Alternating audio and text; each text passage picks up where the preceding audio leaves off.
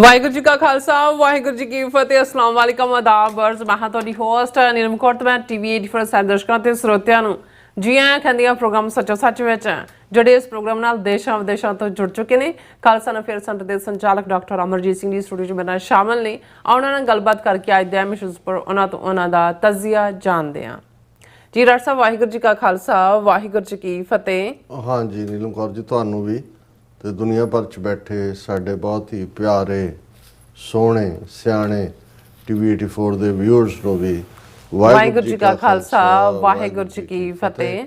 ਸਾਡੇ ਬਹੁਤ ਹੀ ਪਿਆਰੇ ਮੁਸਲਮਾਨ ਭੈਣਾਂ ਭਰਾਵਾਂ ਨੂੰ ਅਸਲਾਮ ਅਲੈਕਮ।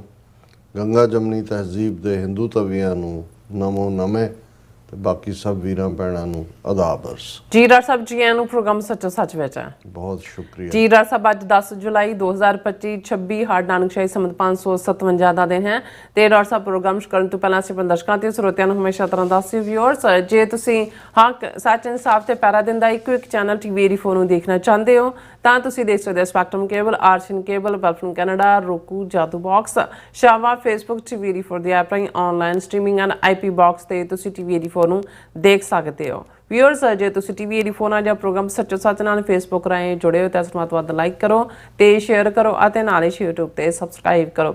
ਇਹ ਵੀ ਦੱਸ ਦਿਓ ਕਿ ਤੁਸੀਂ ਟੀਵੀ 84 ਦੀ ਐਪ ਨੂੰ ਐਂਡਰੋਇਡ ਐਂਡ ਐਪ ਸਟੋਰ ਤੇ ਡਾਊਨਲੋਡ ਕਰਕੇ ਜੋ ਟੀਵੀ 84 ਦੀ ਲਾਈਵ ਸਟ੍ਰੀਮ ਹੈ ਇਸ ਨੂੰ ਤੁਸੀਂ 24 ਆਵਰਸ ਦੇਖ ਸਕਦੇ ਹੋ। ਸੋ ਵਿਊਅਰਸ ਪ੍ਰੋਗਰਾਮ ਦੀ ਸ਼ੁਰੂਆਤ ਕਰਾਂਗੇ ਅੱਜ ਦੀ ਸਪਾਂਸਰਸ਼ਿਪ ਦੇ ਵਾਲੇ ਨਾਲ ਕਿ ਅੱਜ ਦੇ ਪ੍ਰੋਗਰਾਮ ਸੱਚੋ ਸੱਚ ਨੂੰ ਸਪਾਂਸਰ ਕੀਤਾ ਗਿਆ ਹੈ ਸੈਨ ਹੋਜ਼ੇ ਕੈਲੀਫੋਰਨੀਆ ਤੋਂ ਸਰਦਾਰ ਜਸਵੰਤ ਸਿੰਘ ਹੋਠੀ ਜੀ ਹੋਰਾਂ ਨੂੰ। ਸੋ ਇਹਨਾਂ ਨੇ ਟੀਵੀ 84 ਦੀ ਵੱਧ ਤੋਂ ਵੱਧ ਸਪੋਰਟ ਕਰਨ ਲਈ ਕਿਹਾ ਔਰ ਖਾਲਿਸਤਾਨ ਦੀ ਪ੍ਰਾਪਤੀ ਦੀ ਅਰਦਾਸ ਕੀਤੀ ਹੈ। ਸੋ ਅੱਜ ਦੀ ਸਪਾਂਸਰਸ਼ਿਪ ਲਈ ਅਸੀਂ ਸਰਦਾਰ ਜਸਵੰਤ ਸਿੰਘ ਹੋਠੀ ਜੀ ਹੋਰਾਂ ਦਾ ਤਹਿ ਦਿਲ ਤੋਂ ਧੰਨਵਾਦ ਕਰਦੇ ਹਾਂ। ਤੁਹਾਨੂੰ ਵੀ ਅਪੀਲ ਤੇ ਬੇਨਤੀ ਕਰਦੇ ਹਾਂ ਕਿ ਤੁਸੀਂ ਪ੍ਰੋਗਰਾਮ ਸੱਚੋ ਸੱਚ ਨੂੰ ਵੱਧ ਤੋਂ ਵੱਧ ਸਪਾਂਸਰ ਕਰੋ। ਸਪਾਂਸਰਸ਼ਿਪ ਲਈ ਤੁਸੀਂ ਸਾਨੂੰ ਕਾਲ ਕਰ ਸਕਦੇ ਸਾਡੇ ਫੋਨ ਨੰਬਰ ਤੇ 5166659184 ਸੇਮ ਨੰਬਰ ਤੇ WhatsApp ਕਰ ਸਕਦੇ ਹੋ। ਤੁਸੀਂ ਸਾਨੂੰ ਈਮੇਲ ਵੀ ਕਰ ਸਕਦੇ info@tv84.tv ਤੇ। ਸੋ ਵਿਊਅਰਸ ਪਹਿਲੇ ਸੈਗਮੈਂਟ ਦੇ ਵਿੱਚ ਆਪਾਂ ਗੱਲਬਾਤ ਕਰਨ ਜਾ ਰਹੇ ਹਾਂ।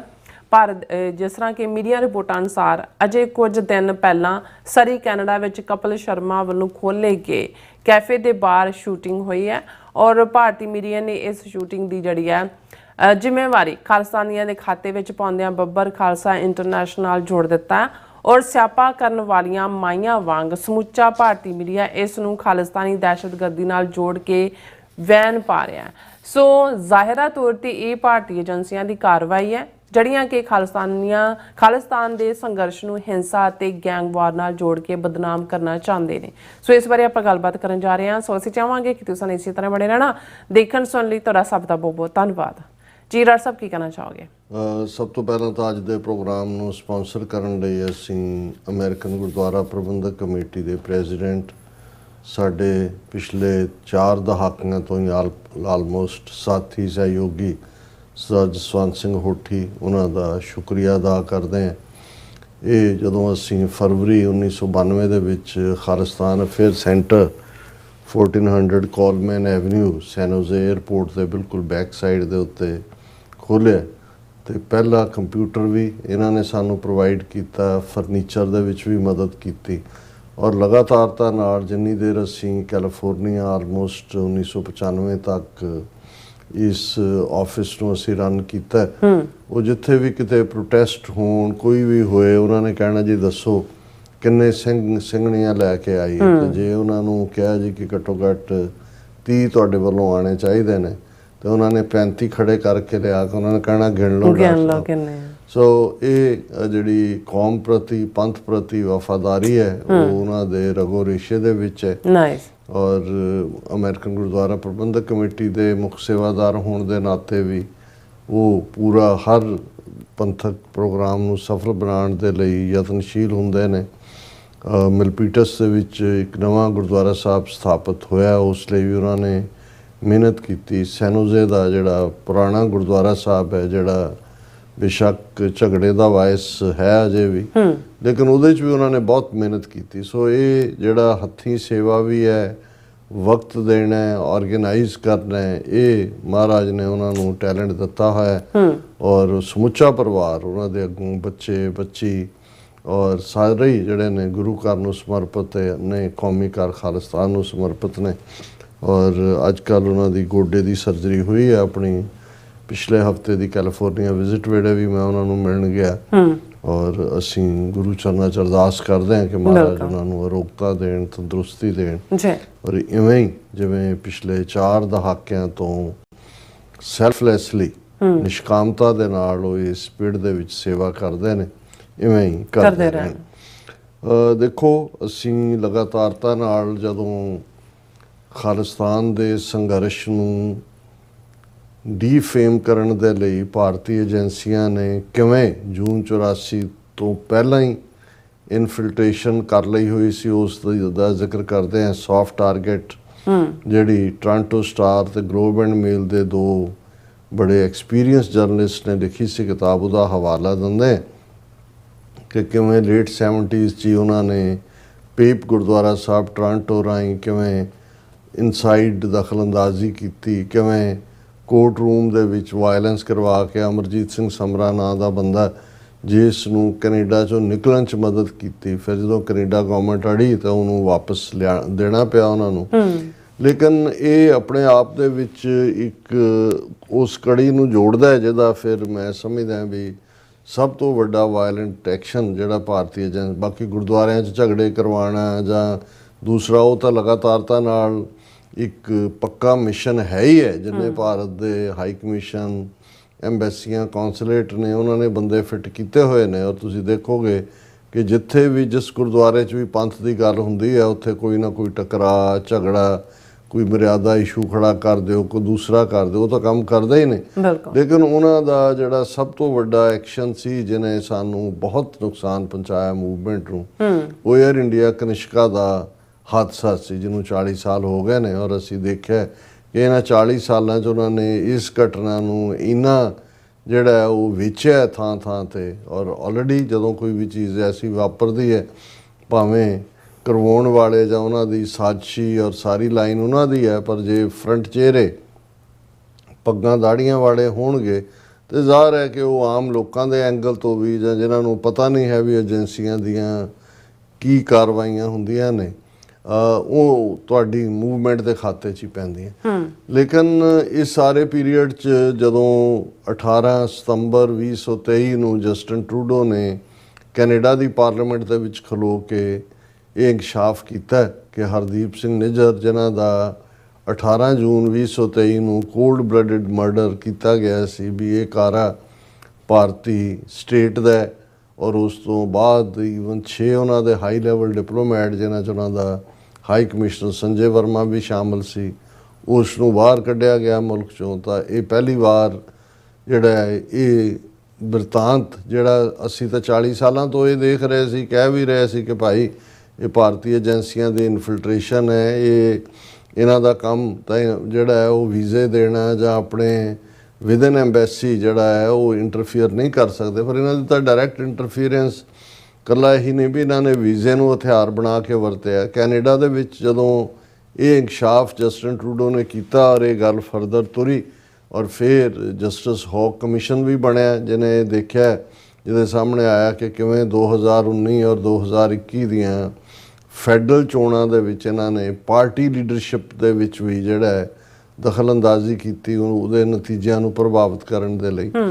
ਫਿਰ ਜਿਹੜੀਆਂ ਪਬਲਿਕ ਹੀਅਰਿੰਗਸ ਹੋਈਆਂ ਜਿਨ੍ਹਾਂ ਤੋਂ ਇਹ ਵੀ ਸਾਹਮਣੇ ਆਇਆ, ਔਰ ਅਸੀਂ ਜ਼ਿਕਰ ਕਰਾਂਗੇ ਜਿਸ ਘਟਨਾ ਦਾ ਅੱਜ ਜਿਹੜੀ ਦੁਖਦਾਈ ਘਟਨਾ ਹੈ, ਕੰਡੈਮਨੇਬਲ ਘਟਨਾ ਹੈ, ਪਰ ਕਿਵੇਂ ਭਾਰਤੀ ਏਜੰਸੀਆਂ ਇਹਦੇ ਬਾਵਜੂਦ ਕਿ ਟਰਾਂਸਨੈਸ਼ਨਲ ਰਿਪਰੈਸ਼ਨ ਦੇ ਮੁੱਦੇ 'ਤੇ ਇਸ ਵੇਲੇ ਉਹ ਪੂਰੀ ਤਰ੍ਹਾਂ ਐਕਸਪੋਜ਼ਡ ਨੇ। ਅਮਰੀਕਾ ਦੇ ਵਿੱਚ ਨਿਖਿਲ ਗੁਪਤਾ, ਜਿਸ ਨੇ ਗੁਰਪਤਵੰਤ ਸਿੰਘ ਪੰਨੂ ਮਰਡਰ ਪਲਾਟ ਦਾ ਜਿਹੜਾ ਹੈ ਉਹ ਉਸ ਨੂੰ ਐਗਜ਼ੀਕਿਊਟ ਕਰਨ ਦੀ ਸੁਪਾਰੀ ਫੜੀ ਹੋਈ ਸੀ, ਔਰ ਉਹਨੇ ਅੱਗੋਂ ਜੋ ਕਾਰਵਾਈ ਕੀਤੀ ਅੰਡਰ ਕਵਰ FBI ਦੇ ਏਜੰਟਾਂ ਨਾਲ ਹੀ ਉਹਨਾਂ ਦੀ ਗੱਲ ਚੱਲ ਰਹੀ ਸੀ। ਉਹ ਟਰਾਇਲ ਵੀ 3 ਨਵੰਬਰ ਤੋਂ ਹੋਣ ਜਾ ਰਿਹਾ, ਔਰ ਬਹੁਤ ਸਾਰੇ ਇਨਕਸ਼ਾਫ ਕਿ ਉਹਦੇ ਕੋਲ ਪਾਕਿਸਤਾਨੀ ਪਾਸਪੋਰਟ ਵੀ, ਉਹਦਾ ਇੱਕ ਲੜਕਾ ਪਾਕਿਸਤਾਨ 'ਚ ਵੀ, ਔਰ ਕਿੰਨੇ ਲੰਬੇ ਵਕਤ ਤੋਂ ਉਹਨੂੰ ਇਹ ਔਰ ਇਹ ਵੀ ਸਾਹਮਣੇ ਆਏਗਾ ਵੀ ਪਾਕਿਸਤਾਨ ਦੇ ਵਿੱਚ ਵੀ ਪਰਮਜੀਤ ਸਿੰਘ ਪੰਜਵੜ ਤਾਂ 6 ਮਈ 2023 ਨੂੰ ਸ਼ਹੀਦ ਕੀਤੇ ਜਾਂਦੇ ਨੇ। ਉਸ ਤੋਂ ਪਹਿਲਾਂ ਡਾਕਟਰ ਹਰਪ੍ਰੀਤ ਸਿੰਘ PhD ਔਰ ਜਿਹੜੀਆਂ ਕਿਲਿੰਗਸ ਨੇ ਉਹਨਾਂ ਨਾਲ ਵੀ ਜੇ ਇਹਨੇ ਸਿੰਘ ਕਰਨਾ ਸ਼ੁਰੂ ਕੀਤਾ, ਇਹਨੇ ਜ਼ਬਾਨ ਖੋਲ੍ਹੀ ਤੇ ਫਿਰ ਹੋਰ ਵੀ ਤੱਥ ਸਾਹਮਣੇ ਆਉਣਗੇ। ਪਰ ਇਸ ਸਭ ਤੋਂ ਬੇਪਰਵਾਹ ਇਉਂ ਲੱਗਦਾ ਹੈ ਜਿਹੜਾ ਖਾਸ ਤੌਰ 'ਤੇ ਕੈਨੇਡਾ ਦੇ ਪ੍ਰਾਈਮ ਮਿਨਿਸਟਰ ਜਿਹੜਾ ਨੇ G7 ਦੇ ਬਹਾਨੇ ਨਾਲ ਮੋਦੀ ਨੂੰ ਇਨਵਾਈਟ ਵੀ ਕੀਤਾ ਔਰ ਭਾਰਤ ਔਰ ਕੈਨੇਡਾ ਦੇ ਵਿੱਚ ਕੈਨੇਡਾ ਦੀ ਫੋਰਨ ਮਿਨਿਸਟਰ ਨੇ ਐਸ ਜੈ ਸ਼ੰਕਰ ਨਾਲ ਰਾਬਤਾ ਕੀਤਾ ਔਰ ਡਿਪਲੋਮੈਟਿਕ ਲੈਵਲ ਤੇ ਹਾਈ ਕਮਿਸ਼ਨਰ ਰੀਸਟੋਰ ਕਰਨ ਦਾ ਫੈਸਲਾ ਕੀਤਾ। ਉਸ ਨੇ ਭਾਰਤੀ ਏਜੰਸੀਆਂ ਦੇ ਹੌਸਲੇ ਹੋਰ ਵੀ ਵਧਾ ਦਿੱਤੇ ਨੇ। ਉਹਨਾਂ ਨੂੰ ਲੱਗਦਾ ਹੈ ਕਿ ਵੀ ਕੋਈ ਪਰਵਾਹ ਨਹੀਂ ਹੈ ਔਰ ਇਸ ਸਾਰੇ ਦੇ ਚੱਲਦਿਆਂ ਜਿਹੜੀ ਘਟਨਾ ਪਹਿਲਾਂ ਉਸ ਦਾ ਜ਼ਿਕਰ ਕਰੀਏ, ਹਾਲਾਂ ਕੁਛ ਦਿਨ ਪਹਿਲਾਂ ਹੀ ਅਜੇ ਇਹ ਖਬਰ ਸੀ ਕਿ ਜਿਹੜਾ ਲਾਫਟਰ ਸ਼ੋ ਇਸ ਵੇਲੇ ਸਭ ਤੋਂ ਪਪੂਲਰ ਹੈ for a long time, Kapil Sharma ਜਿਹਨੂੰ ਹੈਡ ਕਰਦਾ, ਅੰਮ੍ਰਿਤਸਰ ਦਾ ਰਹਿਣ ਵਾਲਾ ਹੈ ਔਰ ਇਹ ਉਹ ਪੰਜਾਬੀ ਜਿਹੜਾ ਕਲਾਕਾਰਾਂ ਦੀ ਸ਼੍ਰੇਣੀ ਚ ਆਉਂਦਾ ਹੈ ਜਿਹੜੇ ਆਪਣੀ ਮਾਂ ਬੋਲੀ ਤੇ ਫਖਰ ਵੀ ਕਰਦੇ ਨੇ, ਜਿਹੜਾ ਸਿੱਖੀ ਵੈਲਿਊਜ਼ ਨੂੰ ਲੈ ਕੇ ਜਿਹੜਾ ਉਹ ਪੋਜ਼ਿਟਿਵ ਇਮੇਜ ਦੇਣ। ਕਿਉਂਕਿ ਜਦੋਂ ਤੁਸੀਂ ਪੰਜਾਬ ਦੇ ਹਿੰਦੂਆਂ ਦੇ ਕਿਰਦਾਰ ਵੱਲ ਦੇਖੋਗੇ ਤਾਂ ਤੁਹਾਨੂੰ ਦੋ ਸ਼੍ਰੇਣੀਆਂ ਮੁੱਖ ਤੌਰ ਤੇ ਨਜ਼ਰ ਆਉਣਗੀਆਂ। ਇੱਕ ਤਾਂ ਆਰੀਆ ਸਮਾਜੀ ਨੇ, ਦਿਆਨੰਦ ਦੇ ਚੇਲੇ, ਔਰ ਜੇ 47 ਤੋਂ ਬਾਅਦ ਦੇ ਦੌਰ 'ਚ ਦੇਖਣਾ ਹੋਏ ਜਿਨ੍ਹਾਂ ਨੇ ਮਾਂ ਬੋਲੀ ਪੰਜਾਬੀ ਨੂੰ ਡਿਸਓਨ ਕੀਤਾ ਉਹ ਵੀ ਆਰੀਆ ਸਮਾਜੀ, ਜਿਹੜੇ ਗੁਰੂ ਗ੍ਰੰਥ ਸਾਹਿਬ ਸਿੱਖ ਮਰਿਆਦਾਵਾਂ ਦੇ ਉੱਤੇ ਸਵਾਲ ਚੁੱਕਦੇ ਨੇ ਉਹ ਵੀ ਆਰੀਆ ਸਮਾਜੀ। ਔਰ ਪੰਜਾਬ ਨੂੰ ਵੱਧ ਤੋਂ ਵੱਧ ਨੁਕਸਾਨ ਪਹੁੰਚਾਉਣ ਦੇ ਲਈ ਦਿੱਲੀ ਦੇ ਏਜੰਟਾਂ ਵਾਂਗ ਉਹ ਗੁਲਜ਼ਾਰੀ ਲਾਲ ਨੰਦਾ ਹੋਮ ਮਿਨਿਸਟਰ ਹੋਏ ਜਿਹਨੇ ਪੰਜਾਬ ਨੂੰ ਜਦੋਂ ਡਿਮਾਰਕੇਟ ਕਰਦੇ ਆ ਚੰਡੀਗੜ੍ਹ ਪੰਜਾਬੀ ਬੋਲਦੇ ਇਲਾਕੇ ਔਰ ਪੰਜਾਬ ਦੇ ਪਾਣੀਆਂ ਦਾ ਹੱਕ ਵੀ ਪੰਜਾਬ ਤੋਂ ਖੋਇਆ। ਔਰ ਈਵਨ ਜਿਹੜੇ ਤੁਸੀਂ ਉਹਨਾਂ ਦੀ ਫਿਲਮ ਇੰਡਸਟਰੀ ਦੇ ਵਿੱਚ ਵੀ ਉਸ ਕਿਸਮ ਦੇ ਲੋਕ ਜਿਨ੍ਹਾਂ ਦਾ ਸੰਬੰਧ ਵੀ ਆਰੀਆ ਸਮਾਜ ਦੇ ਨਾਲ ਜਾ ਕੇ ਜੁੜਦਾ ਹੈ ਉਹ ਫੁੱਲ ਆਫ ਹੇਟਰਡ ਨੇ। ਦੂਸਰੇ ਪਾਸੇ ਇੱਕ ਤਬਕਾ ਜਿਹੜਾ ਰਿਲੇਟਿਵਲੀ ਉਹਨਾਂ ਨੂੰ ਤੁਸੀਂ ਇਹ ਕਹਿ ਸਕਦੇ ਹੋ ਕਿ ਭਾਵੇਂ ਉਹ ਹੈ ਹਿੰਦੂ ਧਰਮ ਦਾ ਹਿੱਸਾ ਲੇਕਿਨ ਉਹ ਗੁਰੂ ਗ੍ਰੰਥ ਸਾਹਿਬ ਪ੍ਰਤੀ ਜਾਂ ਸਿੱਖ ਪਰੰਪਰਾਵਾਂ ਪ੍ਰਤੀ ਜਿਹੜਾ ਇੱਕ ਸ਼ਰਧਾ ਭਾਵਨਾ ਵੀ ਰੱਖਦੇ ਨੇ ਜਾਂ ਘੱਟੋ ਘੱਟ ਐਨੀਮੋਸਿਟੀ ਨਹੀਂ ਰੱਖਦੇ ਜੇ ਮੈਂ ਇਵੇਂ ਕਹਿਣਾ ਹੋਏ। ਹਾਲਾਂ ਮੈਂ ਦੇਖਦਾ ਵੀ ਜਦੋਂ ਜੇ ਕਦੇ ਕੋਈ ਕਲਿੱਕ ਵੱਜ ਜਾਏ ਤੇ ਕੋਈ ਸਾਹਮਣੇ ਆਇਆ ਕਿਤੇ ਨਾ ਕਿਤੇ ਵਲਗੈਰਿਟੀ ਵੀ ਹੁੰਦੀ ਹੈ ਕਪਿਲ ਸ਼ਰਮਾ ਦੇ ਸ਼ੋਅ 'ਚ, ਇਹ ਨਹੀਂ ਹੈ ਕਿ ਵੀ, ਲੇਕਿਨ ਉਹ ਮੋਸਟ ਪੋਪੂਲਰ ਉਸਨੇ ਬੀਟ ਕੀਤਾ। ਉਹ ਆਪਣੇ ਅੰਮ੍ਰਿਤਸਰੀ ਹੋਣ ਤੇ ਵੀ ਫਖਰ ਕਰਦਾ ਹੈ, ਦਰਬਾਰ ਸਾਹਿਬ ਤੇ ਵੀ ਫਖਰ ਕਰਦਾ ਹੈ। ਜੇ ਮੈਂ ਗਲਤ ਨਾ ਹੋਵਾਂ ਤੇ ਸ਼ਾਇਦ ਉਹਦਾ ਜਿਹੜਾ ਵਿਆਹ ਹੈ ਉਹ ਵੀ ਜਿਹੜਾ ਉਹ ਲਾਵਾਂ ਦੇ ਨਾਲ ਹੋਇਆ ਗੁਰੂ ਗ੍ਰੰਥ ਸਾਹਿਬ ਦੇ ਨਾਲ। ਸੋ ਕਹਿਣ ਦਾ ਮਤਲਬ ਇਹ ਹੈ ਕਿ ਵੀ ਇਹੀ ਕੈਟਾਗਰੀ ਜੇ ਅਸੀਂ ਈਵਨ ਦਲਜੀਤ ਦੋਸਾਂਝ ਦੇ ਹਵਾਲੇ ਨਾਲ ਗੱਲ ਕਰੀਏ, ਕੇਸ ਤਾਂ ਉਹਦੇ ਸਿਰ ਤੇ ਵੀ ਨਹੀਂ, ਉਹ ਪੱਗ ਬੰਨ੍ਹਦਾ ਹੈ।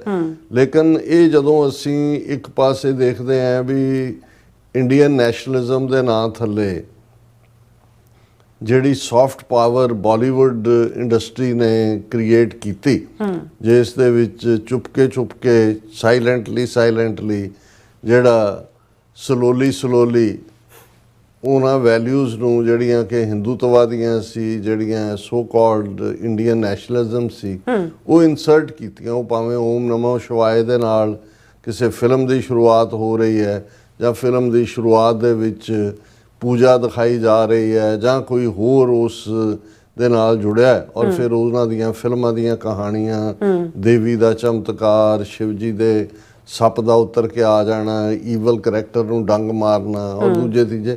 ਸੋ ਉਹ ਜਿਹੜਾ ਇਤਿਹਾਸ ਔਰ ਉਸ ਨੂੰ ਸਾਰਾ ਕਰਨ ਦੇ ਵਿੱਚ ਬਹੁਤ ਵੱਡਾ ਰੋਲ ਜਿਹੜਾ ਬਾਲੀਵੁੱਡ ਇੰਡਸਟਰੀ ਨੇ ਪਲੇ ਕੀਤਾ ਹੈ।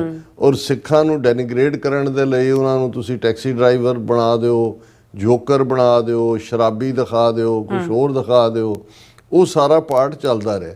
ਲੇਕਿਨ ਇਹਦੇ 'ਚ ਕੋਈ ਸ਼ੱਕ ਨਹੀਂ ਕਿ ਪਿਛਲੇ ਕੁਝ ਸਾਲਾਂ 'ਚ ਜਿਹੜਾ ਹਾਲਾਂ ਇੰਨੀ ਕੁ ਕਿਰਤਕਣਤਾ ਇਸ ਬੰਬਈ ਫਿਲਮ ਇੰਡਸਟਰੀ 'ਚ ਰਹੀ, ਬਹੁਤ ਸਾਰੇ ਜਿਹੜੇ ਆ ਉਹ ਖੱਤਰੀਆਂ ਦੇ ਮੁੰਡੇ ਹੀ ਪੰਜਾਬ ਦੇ ਹਿੰਦੂਆਂ ਦੇ ਜਿਹੜੇ ਨੇ ਉਹ ਐਕਟਰਾਂ ਦੀ ਸ਼੍ਰੇਣੀ 'ਚ ਵੀ ਸੀ, ਉਹਨਾਂ ਦੇ ਵਿੱਚ ਜਿਹੜੇ ਨੇ ਕੋਈ ਹੋਰ ਵੀ ਉਹਨਾਂ ਦੇ ਕੋਲ ਰੋਲ ਸੀ, ਪਰ ਉਹਨਾਂ ਨੇ ਨਾ ਕਦੇ ਪੰਜਾਬ ਨੂੰ ਕੁਝ ਵਾਪਸ ਦਿੱਤਾ ਬੈਕ, ਨਾ ਉਹਨਾਂ ਨੇ ਕਦੇ ਪੰਜਾਬੀ ਨੂੰ ਜਾਂ ਦੂਸਰੇ ਨੂੰ ਕੋਈ ਉਸ ਲੈਵਲ ਦੇ ਉੱਤੇ ਕੋਈ ਉਹਨਾਂ ਦੀ ਕੰਟਰੀਬਿਊਸ਼ਨ ਰਹੀ। ਹਾਂ, ਪੰਜਾਬੀ ਮਿਊਜ਼ਿਕ, ਪੰਜਾਬੀ ਬੀਟ ਉਹ ਉਹਨਾਂ ਨੇ ਆਪਣਾ ਉਹਨੂੰ ਨੈਸ਼ਨਲ ਬਣਾ ਕੇ ਵੇਚਿਆ, ਪਰ ਇਹ ਕ੍ਰੈਡਿਟ ਇਹਨਾਂ ਨੂੰ ਜਾਂਦਾ ਹੈ ਜਿਹੜੇ ਕੁਝ ਸਾਲਾਂ ਦੇ ਵਿੱਚ ਜਿੱਥੇ ਪੰਜਾਬੀ ਮਿਊਜ਼ਿਕ ਜਾਂ ਪੰਜਾਬੀ ਇੰਡਸਟਰੀ, ਮਿਊਜ਼ਿਕ ਇੰਡਸਟਰੀ ਆਪਣੇ ਆਪ ਦੇ ਵਿੱਚ ਇੱਕ ਇੰਡੀਪੈਂਡੈਂਟ ਪਾਵਰ ਦੇ ਤੌਰ ਦੇ ਉੱਤੇ ਸਾਹਮਣੇ ਆਈ, ਉਸ ਦੀ ਪੋਪੂਲੈਰਿਟੀ ਵੀ ਹੋਈ ਡਾਇਸਪੋਰਾ 'ਚ ਕਿਉਂਕਿ ਵੱਡੀ ਗਿਣਤੀ ਦੇ ਵਿੱਚ ਪੰਜਾਬੀ ਵਸੇ, ਉਹਨਾਂ ਦੇ ਵਿੱਚ ਵੀ ਉਹ ਜਿਹੜਾ ਸੀ ਉਹ ਲਗਾਵ ਆਇਆ। ਔਰ ਇਹ ਕਾਰਨ ਹੈ ਕਿ ਪੰਜਾਬੀ ਮਿਊਜ਼ਿਕ ਇੰਡਸਟਰੀ ਜਿਹੜੀ ਹੈ ਉਹ ਆਲਮੋਸਟ 800 ਕਰੋੜ ਰੁਪਏ ਦੀ ਦੁਨੀਆ 'ਚ ਤੀਸਰੀ ਵੱਡੀ ਮਨੀ ਮੇਕਿੰਗ ਇੰਡਸਟਰੀ ਵੀ ਬਣੀ। ਔਰ ਅਸੀਂ ਇਹ ਦੇਖਦੇ ਹਾਂ ਕਿ ਉਸ ਦਾ ਫਿਰ ਨਤੀਜਾ ਵੀ ਸਾਹਮਣੇ ਹੈ ਕਿ ਉਹਦੇ 'ਚ ਫਿਰ ਉਹ ਵੀ ਨਿਕਲੇ ਜਿਨ੍ਹਾਂ ਨੇ ਦੂਸਰਿਆਂ ਨੂੰ ਵੀ ਜਿਹੜਾ ਉਹ ਪੰਜਾਬੀ ਬੋਲਣ 'ਤੇ ਜਾਂ ਪੰਜਾਬੀ ਗੀਤਾਂ ਦੀ ਧਮਕ 'ਤੇ ਨੱਚਣ ਔਰ ਦੂਜੇ ਤੀਜੇ ਲਾਈਨ ਉਸ ਪਾਸੇ ਵੱਲ ਵੀ ਰੁਝਾਨ ਹੋਇਆ। ਔਰ ਉਹਨਾਂ ਦਾ ਇੱਕ ਪੰਜਾਬੀ ਕਲਾਕਾਰਾਂ ਦਾ ਇੱਕ ਆਈਕੋਨਿਕ ਫਿਗਰ ਦੇ ਤੌਰ 'ਤੇ ਉੱਭਰਨਾ, ਮਨੀ ਵੀ ਉਹਦੇ 'ਚ ਇਨਵੋਲਵ ਹੋਈ। ਫਿਰ ਉਹਨਾਂ ਦੀ ਕਿਤੇ ਨਾ ਕਿਤੇ ਜਿਹੜੇ ਪੰਜਾਬ ਦੇ ਕੌਜ਼ ਸੀ ਉਹਨਾਂ ਦੇ ਵਿੱਚ ਜੇ ਫਾਰਮਰ ਮੂਵਮੈਂਟ ਆਈ ਤਾਂ ਉਸ ਦੇ ਵਿੱਚ ਅਸੀਂ ਉਹਨਾਂ ਨੂੰ ਫਰੰਟ ਰੈਂਕਿੰਗ 'ਤੇ ਦੇਖਿਆ। ਤੇ ਜੇ ਸਿੱਧੂ ਮੂਸੇਵਾਲਾ ਵਰਗਾ ਜਿਸ ਨੇ ਫਿਰ ਉਸ ਨੂੰ ਕੌਮੀਅਤ ਦੇ ਨਾਲ ਜਾਂ ਬਲਵਿੰਦਰ ਸਿੰਘ ਜਟਾਣਾ ਜਾਂ ਸੰਤ ਭਿੰਡਰਾਂਵਾਲੇ ਜਾਂ ਪੰਜਾਬੀ ਅਣਖ ਗੈਰਤ ਨਾਲ ਜੋੜ ਕੇ ਇਸ ਪਾਸੇ ਵੀ ਤੋਰਨਾ ਸ਼ੁਰੂ ਕੀਤਾ ਤਾਂ ਉਹਨਾਂ ਨੂੰ ਇਸ ਗੱਲ ਦਾ ਫੀਅਰ ਹੋਇਆ। ਔਰ ਇਸ ਦੇ ਨਾਲ ਨਾਲ ਇੱਧਰਲੇ ਪੰਜਾਬ ਦੇ ਕਲਾਕਾਰਾਂ ਦੀ ਪਰਫਾਰਮੈਂਸ ਔਰ ਦੂਸਰੇ ਤੀਸਰੇ ਦੇ ਨਾਲ ਲਹਿੰਦੇ ਪੰਜਾਬ ਦੇ ਵਿੱਚ ਜਿਸ ਨੂੰ ਵੀ ਉਰਦੂ ਦੀ ਅਫੀਮ ਖਵਾ ਕੇ ਸਵਾਇਆ ਹੋਇਆ ਸੀ, ਉਹਨਾਂ ਦੇ ਵਿੱਚ ਵੀ ਜਿਹੜਾ ਹੈ ਉਹ ਇੱਕ ਜਾਗਰਤੀ ਆਪਣੀ ਬੋਲੀ ਵੱਲ ਪਰਤਣ ਦੀ ਆਈ। ਜਿਹੜੇ ਕੋਈ ਵੀ ਪੰਜਾਬੀ ਦੀ ਜਿਹੜੀ ਪੇਸ਼ਕਸ਼ ਹੈ ਉਸ ਦੇ ਵਿਊਅਰਸ਼ਿਪ ਜਿਹੜੀ ਆ ਉਹ ਭਾਵੇਂ YouTube ਚੈਨਲਸ ਦੇ ਉੱਤੇ ਹੋਏ ਜਾਂ ਅਦਰਵਾਈਜ਼ ਕੋਈ ਗੀਤ ਦਾ ਰਿਲੀਜ਼ ਹੋਣਾ। ਸੋ ਇਹ ਵੀ ਇੱਕ ਸਾਂਝਾਂ ਦੀ ਗੱਲ ਵੀ ਤੁਰੀ ਦੋਵੇਂ ਪਾਸੇ।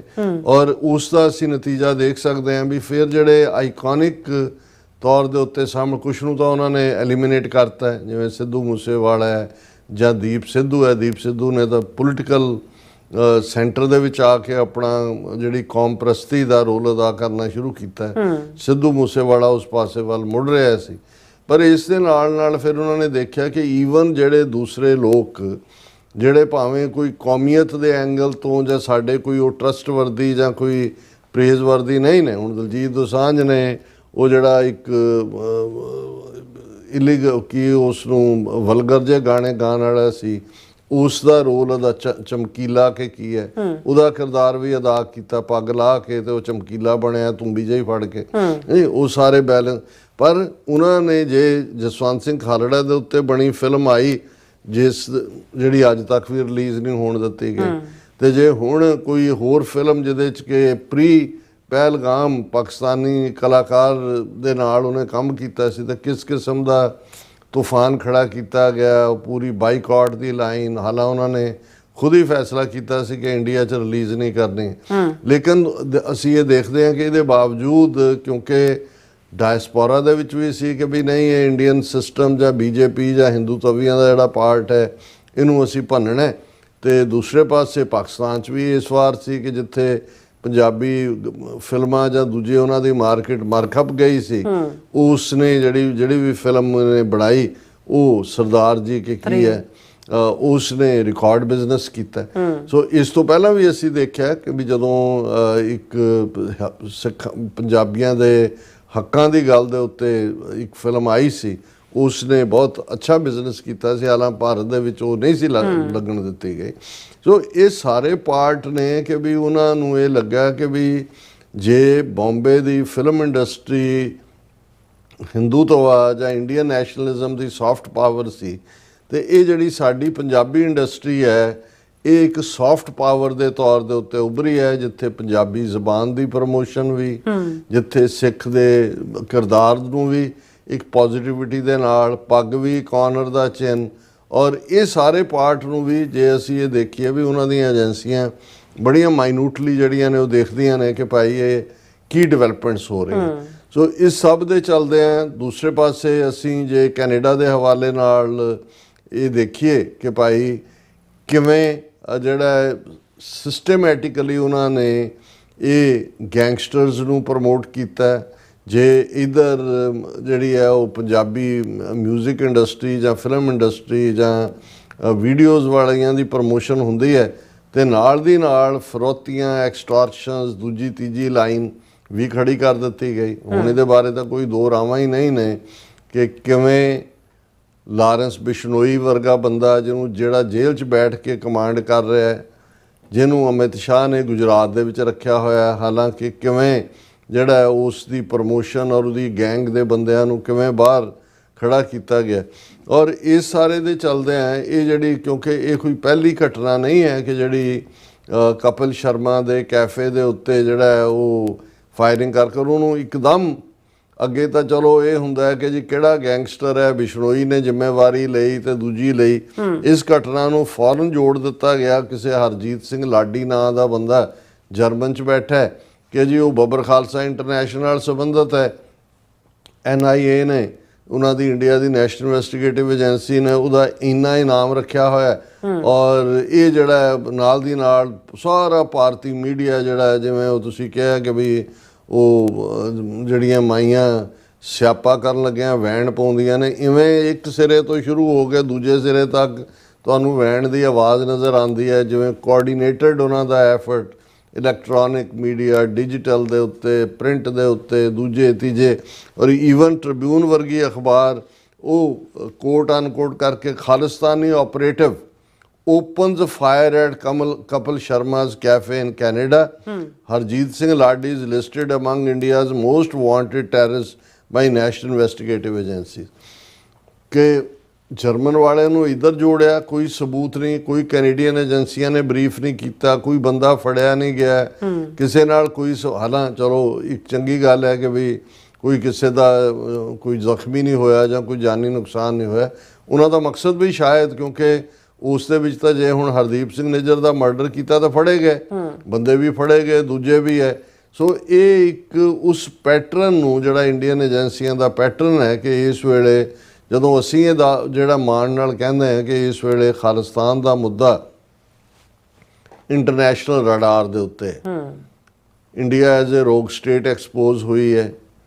ਅਮਰੀਕਾ ਔਰ ਦੂਸਰਿਆਂ ਦੀ ਜਿਹੜੀ ਹੈ ਉਹ ਦਿਲਚਸਪੀ ਹੈ ਕਿ ਸਿੱਖਾਂ ਦੇ ਮਾਮਲੇ 'ਚ ਉਹ ਦੇਖ ਰਹੇ ਨੇ ਸਿੱਖ ਫੈਕਟਰ ਨੂੰ। ਇਹ ਨਹੀਂ ਹੈ ਵੀ ਉਹਨਾਂ ਨੇ ਕੋਈ ਖਾਲਿਸਤਾਨ ਬਣਾਉਣ ਦਾ ਫੈਸਲਾ ਕਰ ਲਿਆ। ਜਿੱਦਣ ਇਹਨਾਂ ਨੇ ਫੈਸਲਾ ਕਰ ਲਿਆ ਉਦੋਂ ਨੂੰ ਜਿਹੜਾ ਹੈ ਉਹ ਕਿਵੇਂ ਇੰਪਲੀਮੈਂਟ ਕਰਨਗੇ ਉਹ ਇੱਕ ਅਗਲਾ ਸਟੈਪ ਹੋਏਗਾ।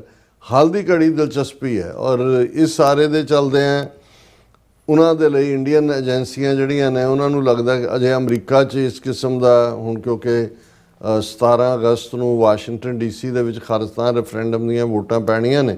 ਮੈਨੂੰ ਕੋਈ ਹੈਰਾਨੀ ਨਹੀਂ ਹੋਏਗੀ ਕਿ ਹੁਣ ਆਉਣ ਵਾਲੇ ਹਫ਼ਤਿਆਂ ਦੇ ਵਿੱਚ ਕੋਈ ਨਾ ਕੋਈ ਅਮਰੀਕਾ ਦੇ ਵਿੱਚ ਵੀ ਇਸ ਕਿਸਮ ਦੀ ਘਟਨਾ ਕਿਤੇ ਨਾ ਕਿਤੇ ਕਰਵਾ ਕੇ ਉਸ ਨੂੰ ਖਾਲਿਸਤਾਨੀਆਂ ਦੇ ਨਾਲ ਜੋੜਨ ਦੀ ਕੀਤੀ ਜਾਏ ਕੋਸ਼ਿਸ਼। ਹਾਲਾਂਕਿ ਇਵੇਂ ਹੀ ਹਰਪ੍ਰੀਤ ਸਿੰਘ ਪਾਸੀਆਂ ਇੱਕ ਸੱਜਣ ਜਿਹਨੂੰ ਇਹਨਾਂ ਨੇ ਖਤਰਨਾਕ ਅੱਤਵਾਦੀ ਤੇ ਫਲਾਣਾ ਜੀ ਫੜ ਲਿਆ, ਫਿਰ ਹੁਣ ਉਹਦੀ ਡਿਪੋਰਟੇਸ਼ਨ ਭਾਰਤ ਦੇ ਹਵਾਲੇ ਉਹਨੂੰ ਕੀਤਾ ਜਾ ਰਿਹਾ ਹੈ।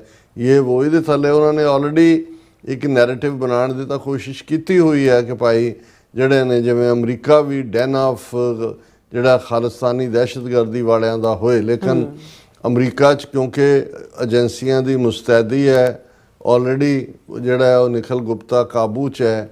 ਟਰਾਂਸਨੈਸ਼ਨਲ ਰਿਪਰੈਸ਼ਨ ਦੇ ਉੱਤੇ ਕੈਲੀਫੋਰਨੀਆ ਅਸੈਂਬਲੀ ਸੈਨੇਟ ਦੇ ਵਿੱਚ ਵੀ ਬਿੱਲ ਪਿਆ ਔਰ ਅਮਰੀਕਾ ਦੀ ਕਾਂਗਰਸ ਔਰ ਸੈਨੇਟ ਦੋਨਾਂ ਦੇ ਵਿੱਚ ਬਿੱਲ ਪਏ ਨੇ। ਸੋ ਪਰ ਅਜੇ ਆਉਣ ਤੋਂ ਪਹਿਲਾਂ ਕੁਛ ਨਾ ਕੁਛ ਭਾਵੇਂ ਕਿਸੇ ਅਕਸ਼ਧਾਮ ਮੰਦਰ ਦੇ ਉੱਤੇ ਹੀ ਖਾਲਿਸਤਾਨ ਜ਼ਿੰਦਾਬਾਦ ਲਿਖ ਦੇਣ ਉਹ ਕਰਨਗੇ। ਪਰ ਕੈਨੇਡਾ ਮੈਨੂੰ ਲੱਗਦਾ ਕਿ ਵੀ ਇਹਨਾਂ ਦਾ ਮਾੜਾ ਹਾਲ ਲੱਗਦਾ ਹੈ ਉਹਨਾਂ ਦੇ ਸਿਸਟਮ ਦਾ, ਕਿਉਂਕਿ ਇਸ ਤੋਂ ਪਹਿਲਾਂ ਅਸੀਂ ਦੇਖਦੇ ਹਾਂ ਕਿ ਹੁਣ ਉਹਨਾਂ ਨੇ ਕੈਨੇਡਾ ਦੇ ਵਿੱਚ ਵੀ, ਜਿਵੇਂ ਅਸੀਂ ਇਹ ਕਿਹਾ ਵੀ ਜਿਵੇਂ ਕਪਿਲ ਸ਼ਰਮਾ ਹੈ, ਬੇਸ਼ੱਕ ਉਹ ਸਾਰੀ ਕਹਾਣੀ ਨੂੰ ਜੋੜਿਆ ਗਿਆ ਜੀ ਕੁਛ ਦਿਨ ਪਹਿਲਾਂ ਕਪਿਲ ਸ਼ਰਮਾ ਨੇ ਨਿਹੰਗਾਂ ਬਾਰੇ ਜਾਂ ਕਿਸੇ ਬਾਰੇ ਕੋਈ ਸ਼ੋਅ 'ਚ ਗੱਲ ਕਹੀ ਜਾਂ ਕਿੱਥੇ, ਬਿਲਕੁਲ ਬਹਾਨੇਬਾਜ਼ੀ ਉਸ ਨੂੰ ਕਰਨ ਦੀ।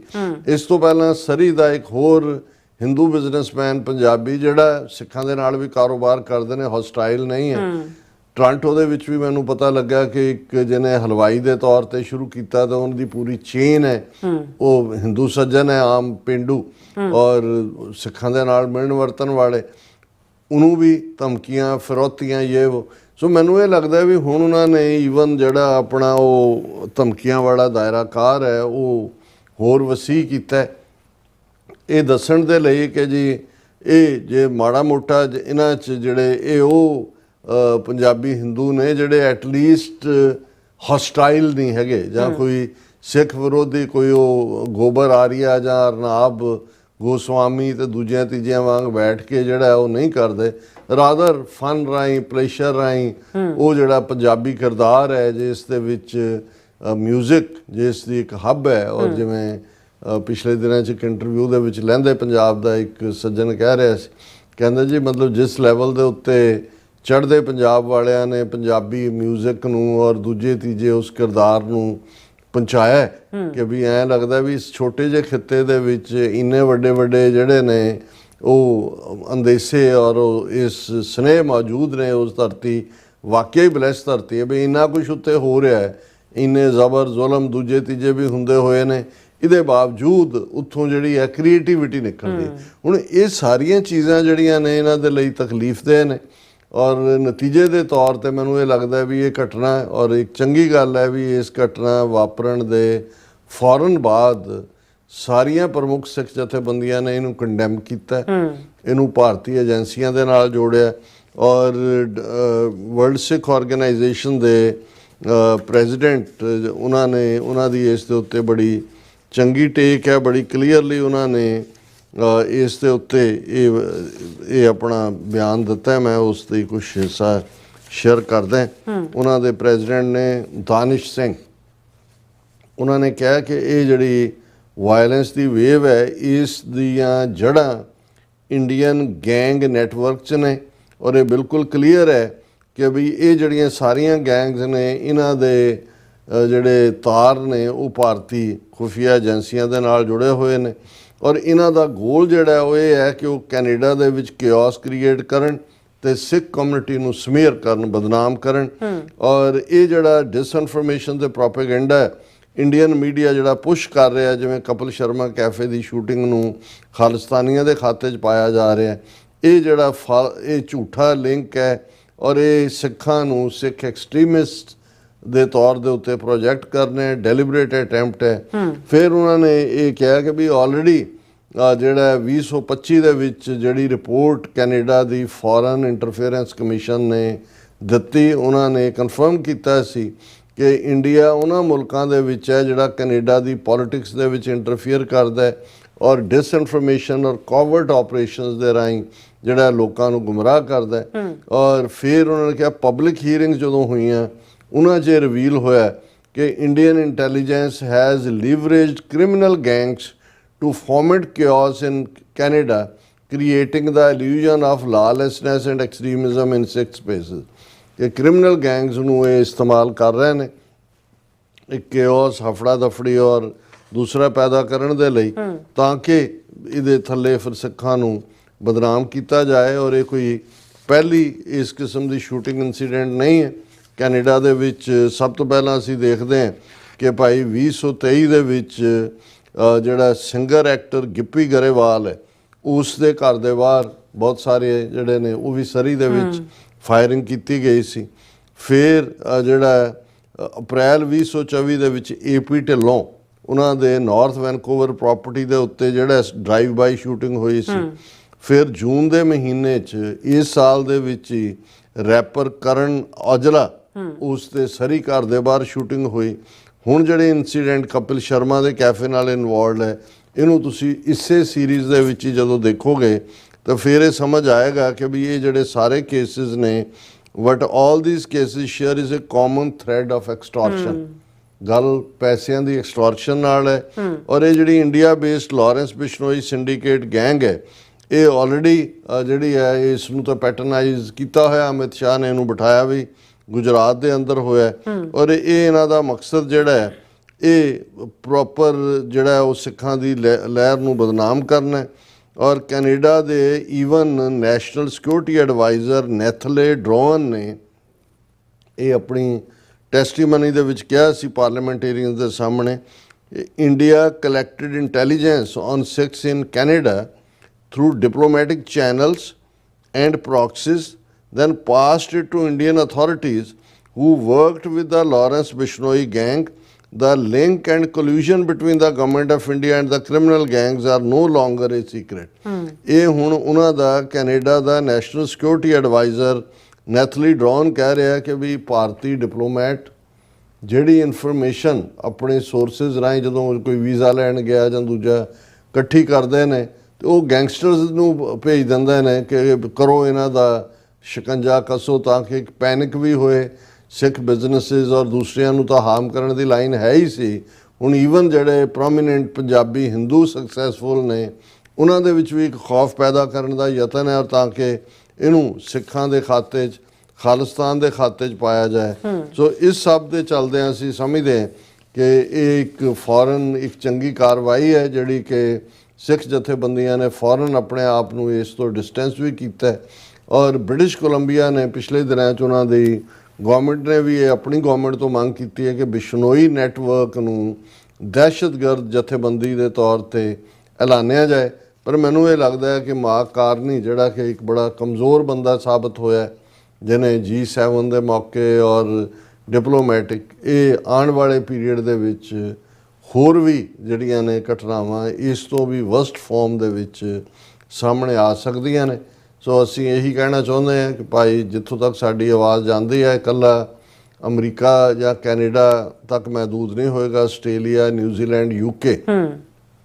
ਹੁਣ ਅਸੀਂ ਅਵਤਾਰ ਸਿੰਘ ਖੰਡੇ ਦੇ ਹਵਾਲੇ ਨਾਲ ਇਹ ਆ ਰਿਹਾ ਕਿ ਕਿਵੇਂ ਅਮਾਨਤ ਮਾਨ ਨਾਂ ਦੀ ਲੇਡੀ ਜਿਹੜੀ ਉੱਥੇ ਪੋਸਟਡ ਸੀ ਔਰ ਸਿੱਖ ਪਰਿਵਾਰ ਦੇ ਨਾਲ ਉਹਦੇ ਗਲ 'ਚ ਸਿਰਪਾਓ ਪਾਏ ਦੀਆਂ ਫੋਟੋਆਂ ਜਿਹੜੀਆਂ ਨੇ ਉਹ ਸਾਹਮਣੇ ਨੇ, ਕਿ ਜਦੋਂ ਇਹ ਸਾਰਾ ਖੰਡੇ ਦਾ ਜਾਂ ਇਹ ਵਾਪਰਦਾ ਹੈ ਭਾਣਾ, ਔਰ ਉਸ ਤੋਂ ਬਾਅਦ ਉਹਨੂੰ ਵੀ ਤਾਂ ਇੱਕ ਹੋਰ ਸਾਗਰ ਕਿ ਕੀ ਉਹਦਾ ਨਾਂ, ਉਹ ਹਿੰਦੂ ਹੈ, ਉਹਨਾਂ ਨੂੰ UK 'ਚੋਂ ਕੱਢਿਆ ਗਿਆ ਸੀ, ਕੁਆਇਟਲੀ ਜਾਣ ਲਈ ਕਿਹਾ ਗਿਆ ਸੀ। ਹੁਣ ਉਹਨੂੰ ਕਿਤੇ ਰਾਜਸਥਾਨ ਦੀ IPS ਰੈਂਕ ਦੀ ਹੈ, ਉਹਨੂੰ ਉੱਥੇ ਪੋਸਟਡ ਹੈ। ਸੋ ਮਤਲਬ ਇਹ ਸਿੱਖ ਚਿਹਰੇ ਵੀ ਵਰਤਦੇ ਨੇ ਕਿਵੇਂ। ਈਵਨ ਹੁਣ ਜਿਹੜੀਆਂ ਕਹਾਣੀਆਂ ਇਹ ਚੱਲ ਰਹੀਆਂ ਨੇ ਵੀ ਹੋ ਸਕਦਾ ਅਵਤਾਰ ਸਿੰਘ ਖੰਡੇ ਨੂੰ ਇਸ ਅਮਾਨਤ ਮਾਨ ਰਾਹੀਂ, ਕਿਉਂਕਿ ਸ਼ਾਇਦ ਉਹਦੇ ਵਾਲਟ ਜਾਂ ਦੂਸਰੇ ਦੇ ਉੱਤੇ ਉਹਦਾ ਸਕਰੀਨਸ਼ਾਟ ਵੀ ਸੀ ਔਰ ਉਹਨਾਂ ਦੇ ਕਰੀਬੀਆਂ ਨੇ ਇਹ ਵੀ ਕਿਹਾ ਕਿ ਵੀ ਉਹ ਲਗਾਤਾਰ ਨਾਲ ਉਹਨੂੰ ਮੈਸੇਜ ਕਰ ਰਹੀ ਸੀ। ਸੋ ਕੋਈ ਹੈਰਾਨੀ ਨਹੀਂ ਹੋਏਗੀ ਕਿ ਜਿਹਨੂੰ ਹਨੀ ਟਰੈਪ ਕਿਹਾ ਜਾਂਦਾ ਹੈ ਏਜੰਸੀਆਂ ਦੀ ਦੁਨੀਆ ਦੇ ਵਿੱਚ, ਇਸ ਕਿਸਮ ਦਾ ਜਾਂ ਸਿੱਖ ਭਾਵਨਾ ਦੇ ਨਾਲ ਵੀ ਕਈ ਵਾਰ, ਜਿਵੇਂ 에ਅਰ ਇੰਡੀਆ ਦਾ ਕਰਨ ਵਾਲਾ ਇੱਥੇ ਜਿਹਨੂੰ ਬਾਅਦ 'ਚ ਪਰਸੋਨਾ ਨਾਨ ਗ੍ਰੈਟਾ ਬਣਾਇਆ ਸੀ, ਆਲੂਵਾਲੀਆ ਨਾਂ ਦਾ ਬੰਦਾ ਸੀ, ਉਸਨੇ ਜਿਹੜੇ ਬਾਹਰਲਿਆਂ ਨੂੰ ਫਸਾਇਆ ਐਮੋਸ਼ਨਲ ਸਿੱਖਾਂ ਨੂੰ, ਉਹਦੇ 'ਚ ਉਹਨੇ ਇਹੀ ਕਿਹਾ ਜੀ ਦੇਖੋ ਮੈਂ ਵੀ ਸਿੱਖ ਹਾਂ, ਮੈਂ ਭਾਵੇਂ ਇਹਨਾਂ ਦੇ ਕੰਮ ਕਰਦਾ ਜਾਂ ਦੂਜਾ, ਪਰ ਇਹ ਬਹੁਤ ਮਾੜਾ ਕੀਤਾ ਇੰਦਰਾ ਗਾਂਧੀ ਨੇ, ਸਾਨੂੰ ਜਿਹੜਾ ਇਹਦਾ ਕੁਛ ਨਾ ਕੁਛ ਕਰਨਾ ਚਾਹੀਦਾ, ਬਦਲਾ ਲੈਣਾ ਚਾਹੀਦਾ। ਹੁਣ ਇਹ ਜਿਹੜਾ ਇਸ ਕਿਸਮ ਦੇ ਹੀ, ਕਿਉਂਕਿ ਜਦੋਂ ਸਿੱਖ ਚਿਹਰੇ ਜਾਂ ਦੂਜੇ ਵਰਤੇ ਜਾਂਦੇ ਨੇ ਔਰ ਉਹ ਜਿਹੜਾ ਦੂਜਾ ਸਾਗਰ ਜਾਂ ਦੂਜਾ ਉਹ ਲੱਭਦਾ ਨਹੀਂ। ਹੁਣ ਤੁਸੀਂ ਸਾਰੇ ਸੋਸ਼ਲ ਮੀਡੀਆ ਤੇ ਦੇਖੋਗੇ ਕਿ ਉਸ ਅਮਾਨਤ ਮਾਨ ਦੀ ਗਲ 'ਚ ਜਿਹੜਾ ਉਹ ਪਾਇਆ ਹੋਇਆ ਸਿਰੋਪਾਓ ਦੀਆਂ ਫੋਟੋਆਂ ਘੁੰਮ ਰਹੀਆਂ ਨੇ। ਸੋ ਇਹ ਪਾਰਟ ਆਉਣ ਵਾਲੇ ਪੀਰੀਅਡ 'ਚ ਅਸੀਂ ਇਸ ਲਈ ਵੀ ਇਹ ਕਹਿਣਾ ਚਾਹੁੰਦੇ ਹਾਂ ਵੀ ਇਹਨਾਂ ਮੁਲਕਾਂ ਦੇ ਵਿੱਚ ਵੀ ਸਾਨੂੰ ਬਹੁਤ ਖਬਰਦਾਰ ਹੋਣ ਦੀ ਲੋੜ ਹੈ। ਕਿਸੇ ਕਿਸਮ ਦੀ ਵੀ ਹਿੰਸਾ, ਲੜਾਈ ਕੋਈ ਵੀ ਉਹ ਸਾਡੇ ਹੱਕ 'ਚ ਨਹੀਂ ਜਾਂਦੀ। ਔਰ ਇਹ ਜਿਹੜੀਆਂ ਇਹਨਾਂ ਦੀਆਂ ਆਰਗੇਨਾਈਜ਼ਡ ਗੈਂਗਸ ਨੇ, ਔਰ ਜਿਵੇਂ FBI ਨੇ ਤਾਂ ਇੱਥੇ ਪੰਜਾਬੀ ਦੇ ਵਿੱਚ ਵੀ ਐਡ ਬਣਵਾਈ ਹੈ ਜਿਹੜੀ ਸਾਡੇ ਵੀ ਚੱਲਦੀ ਹੈ, ਕਿਤੇ ਵੀ ਕੋਈ ਇਸ ਕਿਸਮ ਦਾ ਜੇ ਕੋਈ, ਔਰ ਜਿਵੇਂ ਮੈਂ ਸੈਂਟਰਲ ਵੈਲੀ ਦੇ ਵਿੱਚ ਸੀ ਪਿਛਲੇ ਦਿਨਾਂ 'ਚ, ਤੇ ਮੈਨੂੰ ਪਤਾ ਲੱਗਾ ਵੀ ਉੱਥੇ ਜਦੋਂ ਫਰੌਤੀਆਂ ਜਾਂ ਦੂਜੀਆਂ ਮੰਗੀਆਂ ਗਈਆਂ, ਕੁਛ ਨੇ ਦਿੱਤੀਆਂ ਵੀ ਹੈ, ਜਦੋਂ ਉਹਨਾਂ ਨੂੰ ਲੱਗਦਾ ਹੈ ਕਿ ਬਈ ਅਸੀਂ ਪੁਲਿਸ ਸਾਨੂੰ ਕਿੰਨੀ ਕੁ ਥਾਂ 'ਤੇ ਪ੍ਰੋਟੈਕਟ ਕਰੇਗੀ, ਜਦੋਂ ਤੁਹਾਡੇ ਗੋਲੀ ਮਾਰ ਕੇ ਘਰ ਦੇ ਬਾਹਰ ਚਲੇ ਜਾਂਦੇ ਨੇ, ਭਾਵੇਂ ਉਹ ਡਰ ਲਈ ਹੁੰਦਾ ਕਿ ਵੀ ਅਸੀਂ ਪਹੁੰਚ ਗਏ ਹਾਂ ਤੁਹਾਡੇ ਤੱਕ।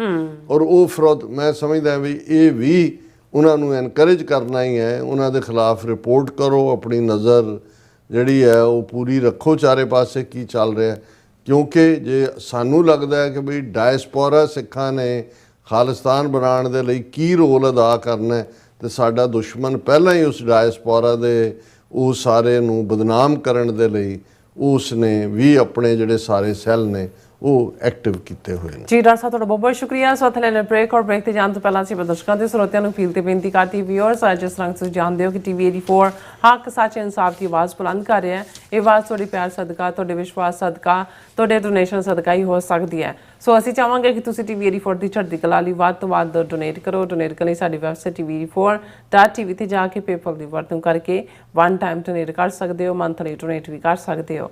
ਤੁਸੀਂ TV 84 ਦੇ ਨਾਮ ਤੇ ਚੈੱਕ ਬਣਾ ਕੇ ਸਾਨੂੰ ਮੇਲ ਵੀ ਕਰ ਸਕਦੇ ਹੋ ਸਾਡੇ ਇਸ ਪਤੇ ਤੇ 36-01 37th Avenue, ਲੌਂਗ ਆਈਲੈਂਡ ਸਿਟੀ, ਨਿਊਯਾਰਕ 11101 USA, ਜਾਂ ਫਿਰ ਸਾਨੂੰ ਫੋਨ ਰਾਹੀਂ ਵੀ ਸੰਪਰਕ ਕਰ ਸਕਦੇ ਹੋ 516619 1984 ਤੁਸੀਂ ਸਾਨੂੰ ਈਮੇਲ ਵੀ ਕਰ ਸਕਦੇ ਹੋ info@tv84.tv ਤੇ।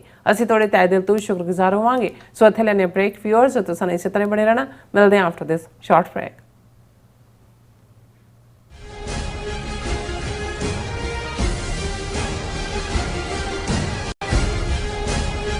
ਅਮਰੀਕਾ ਵਿੱਚ ਰਹਿ ਰਹੇ ਹੋ ਅਤੇ ਡਰਾਈਵਿੰਗ ਲਾਇਸੈਂਸ ਲੈਣਾ ਚਾਹੁੰਦੇ ਹੋ ਤੇ ਲੱਭ ਰਹੇ ਹੋ ਇੱਕ ਤਜਰਬੇਕਾਰ ਡਰਾਈਵਿੰਗ ਸਕੂਲ, ਤਾਂ ਤੁਹਾਡੇ ਲਈ ਹੈ ਵੱਡੀ ਖੁਸ਼ਖਬਰੀ। ਕੈਲੀਫੋਰਨੀਆ ਦਾ ਸਟਾਕਟਨ ਟਰੱਕ ਡਰਾਈਵਿੰਗ ਸਕੂਲ ਤੁਹਾਨੂੰ ਦੇਵੇਗਾ ਡਰਾਈਵਿੰਗ ਸਿਖਲਾਈ ਅਤੇ ਡਰਾਈਵਿੰਗ ਦੌਰਾਨ ਪੇਸ਼ ਆਉਂਦੀਆਂ ਮੁਸ਼ਕਲਾਂ ਨਾਲ ਨਜਿੱਠਣ ਦੀ ਸਿਖਲਾਈ।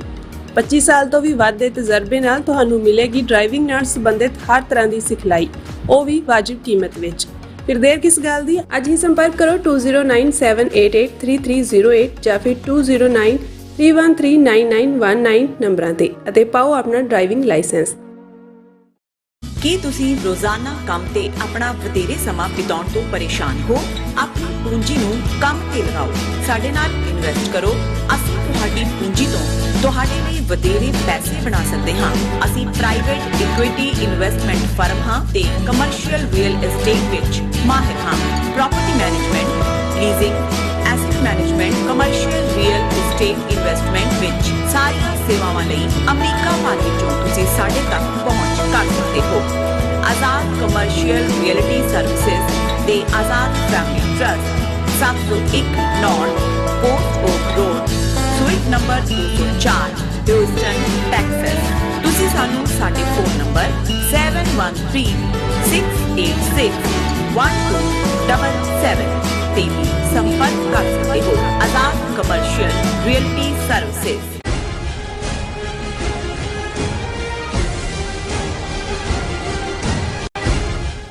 Viewers, welcome back from program. So viewers, second ਵਾਲੇ ਸੈਗਮੈਂਟ 'ਚ ਆਪਾਂ ਗੱਲਬਾਤ ਕਰਨ ਜਾ ਰਹੇ ਹਾਂ ਕਿ ਸੈਂਟਰਲ ਵੈਲੀ ਕੈਲੀਫੋਰਨੀਆ ਦੇ ਪ੍ਰਸਿੱਧ ਅਖਬਾਰ ਫ੍ਰੈਜ਼ਨੋ ਲੈਂਡ ਵੱਲੋਂ ਇੱਕ ਆਰਟੀਕਲ ਪ੍ਰਕਾਸ਼ਿਤ ਕੀਤਾ ਗਿਆ ਹੈ, ਜਿਸ ਵਿੱਚ ਸੈਂਟਰਲ ਵੈਲੀ ਦੇ ਸੈਨੇਟਰਾਂ ਵੱਲੋਂ ਕੈਲੀਫੋਰਨੀਆ ਸੈਨੇਟ ਵਿੱਚ ਟਰਾਂਸਨੈਸ਼ਨਲ ਰਿਪਰੈਸ਼ਨ ਉੱਪਰ ਪੇਸ਼ ਕੀਤੇ ਗਏ ਬਿੱਲ SB 590 ਨਾਲ ਹੈ। ਸੋ ਇਸ ਲਿਖਤ ਵਿੱਚ ਫ੍ਰੈਜ਼ਨੋ ਵੈਲੀ ਦੇ ਸਿੱਖ ਲੀਡਰਾਂ ਨੇ ਇਹ ਵੀ ਦੱਸਿਆ ਹੈ ਕਿ ਕਿਵੇਂ ਉਹਨਾਂ ਨੂੰ ਵੀ ਫੋਲੋ ਕੀਤਾ ਗਿਆ ਹੈ ਅਤੇ ਹਰਾਸ ਵੀ ਕੀਤਾ ਗਿਆ ਹੈ। ਸੋ ਇਸ ਬਾਰੇ ਆਪਾਂ ਗੱਲਬਾਤ ਕਰਨ ਜਾ ਰਹੇ ਹਾਂ। ਸੋ ਅਸੀਂ ਚਾਹਾਂਗੇ ਕਿ ਤੁਸੀਂ ਇਸੇ ਤਰ੍ਹਾਂ ਬਣੇ ਰਹਿਣਾ। ਦੇਖਣ ਸੁਣਨ ਲਈ ਐਂਡ ਲਿਖਣ ਲਈ ਤੁਹਾਡਾ ਸਭ ਦਾ ਬਹੁਤ ਬਹੁਤ ਧੰਨਵਾਦ। ਜੀ ਡਾਕਟਰ ਸਾਹਿਬ, ਕੀ ਵਿਚਾਰਾਂ ਨੇ?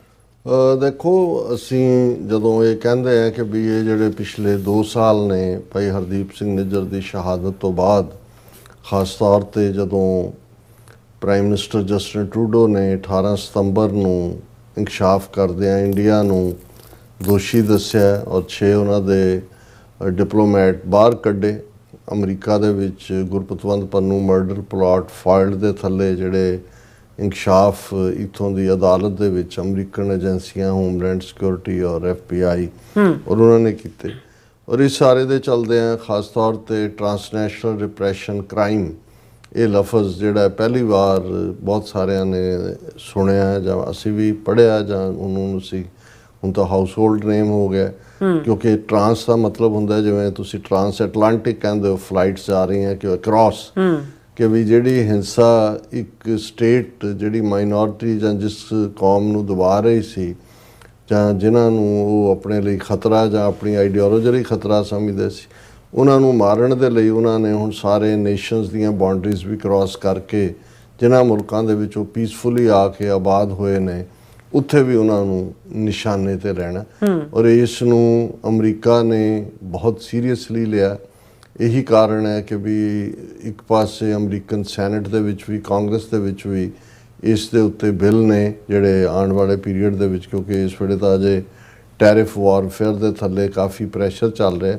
ਹਾਲਾਂ ਜਿਹੜਾ ਟਰਾਂਸਨੈਸ਼ਨਲ ਰਿਪਰੈਸ਼ਨ ਦੇ ਬਿੱਲ ਆਲਰੇਡੀ ਬੜੇ ਸੀਨੀਅਰ ਲੈਵਲ ਦੇ ਜਿਹੜੇ ਸੈਨੇਟਰਸ ਨੇ ਜਾਂ ਕਾਂਗਰਸਮੈਨ ਨੇ ਉਹਨਾਂ ਨੇ ਮੂਵ ਕੀਤੇ ਹੋਏ ਨੇ। ਉਸ ਦੇ ਨਾਲ ਅਸੀਂ ਇਹ ਵੀ ਦੇਖਦੇ ਹਾਂ ਕਿ ਇਹ ਸਾਰੇ ਮੁੱਦੇ ਦੇ ਉੱਤੇ ਟੌਮ ਲੈਂਟੋਸ ਕਮਿਸ਼ਨ ਦੀਆਂ ਹੀਅਰਿੰਗਸ ਵੀ ਹੋਈਆਂ ਨੇ। US ਕਾਂਗਰੈਸ਼ਨਲ ਸਿੱਖ ਕਾਕਸ ਵੱਲੋਂ ਵੀ ਜਿਹੜਾ ਉਹਨਾਂ ਦੇ ਨੁਮਾਇੰਦਿਆਂ ਨੇ, ਜਿੱਥੇ ਜੂਨ 6 ਘੱਲੂਘਾਰਾ ਦਿਵਸ ਦੀ ਯਾਦ ਸੀ, ਉਹਦੇ 'ਚ ਵੀ ਉਸ ਨੂੰ ਮੈਂਸ਼ਨ ਕੀਤਾ। ਔਰ ਕੈਲੀਫੋਰਨੀਆ ਦੇ ਹਵਾਲੇ ਨਾਲ ਡਾਕਟਰ ਬੈਂਸ, ਸਿੱਖ ਬੀਬੀ ਬੇਕਰਸਫੀਲਡ ਤੋਂ, ਉਹਨਾਂ ਦੇ ਐਫਰਟ ਨਾਲ ਇਮੀਡੀਏਟ ਬਾਅਦ ਵੀ ਹਰਦੀਪ ਸਿੰਘ ਨਿੱਜਰ ਵਾਲੇ ਕਾਂਡ ਤੋਂ ਇਹ ਸਾਹਮਣੇ ਆਇਆ ਸੀ, ਪਰ ਉਸ ਨੂੰ ਜਿਹੜਾ ਸੈਨੇਟ ਦੇ ਵਿੱਚ ਰੋਕ ਦਿੱਤਾ ਗਿਆ ਸੀ। ਇਸ ਵਾਰ ਇਹ ਜਿਹੜਾ ਬਿੱਲ ਆਲਰੇਡੀ ਅਸੈਂਬਲੀ 'ਚੋਂ ਪਾਸ ਹੋ ਚੁੱਕਾ ਹੈ ਔਰ 3 ਜਿਹੜੇ ਸੈਨੇਟਰ ਐਨਾ ਐਮ ਕੈਲੇਬਰੋ, ਇਹ ਡੈਮੋਕ੍ਰੈਟ ਹੈ, ਸੈਨੇਟਰ ਮਰਸੀਡੀ ਤੋਂ, ਕੋ ਸਪਾਂਸਰਡ ਨੇ ਅਸੈਂਬਲੀ ਮੈਂਬਰ ਐਸਮੈਲਡਾ ਸੋਰੀਆ ਔਰ ਜਸਮੀਤ ਬੈਂਸ। ਸੋ ਆਲਰੇਡੀ ਇਹ ਸੈਨੇਟ ਦੇ ਸਾਹਮਣੇ ਹੈ, ਪਹਿਲੀ 3 ਜੂਨ ਵਾਲੀ ਜਿਹੜੀ ਉਹਨਾਂ ਦੀ ਕਮੇਟੀ ਹੀਅਰਿੰਗ 'ਚੋਂ ਵੀ ਪਾਸ ਹੋਇਆ।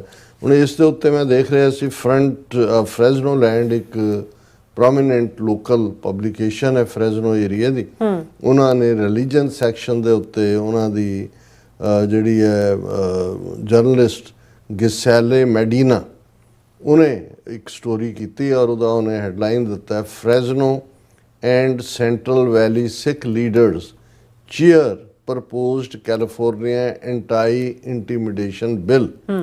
The bill brought forward by 3 Central Valley legislatures aims to train law enforcement on transnational repression tactics after Fresno leaders claimed they were secretly targeted.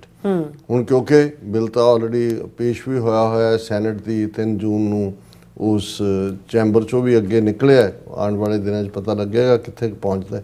ਪਰ ਉਸ ਨੇ ਜਿਹੜੀ ਹੈ ਫਰੈਜ਼ਨੋ ਲੈਂਡ ਨੇ ਇਸ ਨੂੰ ਈਵਨ ਐਂਟੀ ਇੰਟੀਮੀਡੇਸ਼ਨ ਬਿੱਲ ਦਾ ਨਾਮ ਵੀ ਦਿੱਤਾ ਕਿ ਇਕੱਲਾ ਟਰਾਂਸਨੈਸ਼ਨਲ ਰਿਪਰੈਸ਼ਨ ਨਹੀਂ। ਫਿਰ ਹੁਣ ਕਿਉਂਕਿ ਜਿਸ ਖਿੱਤੇ ਦਾ ਕੋਈ ਪਬਲੀਕੇਸ਼ਨ ਹੁੰਦੀ ਹੈ ਉਸ ਖਿੱਤੇ ਨਾਲ ਸੰਬੰਧਿਤ ਘਟਨਾ ਨੂੰ ਹੀ ਆਧਾਰ ਬਣਾ ਕੇ ਉਹ ਸਟੋਰੀ ਕੀਤੀ ਜਾਂਦੀ ਹੈ।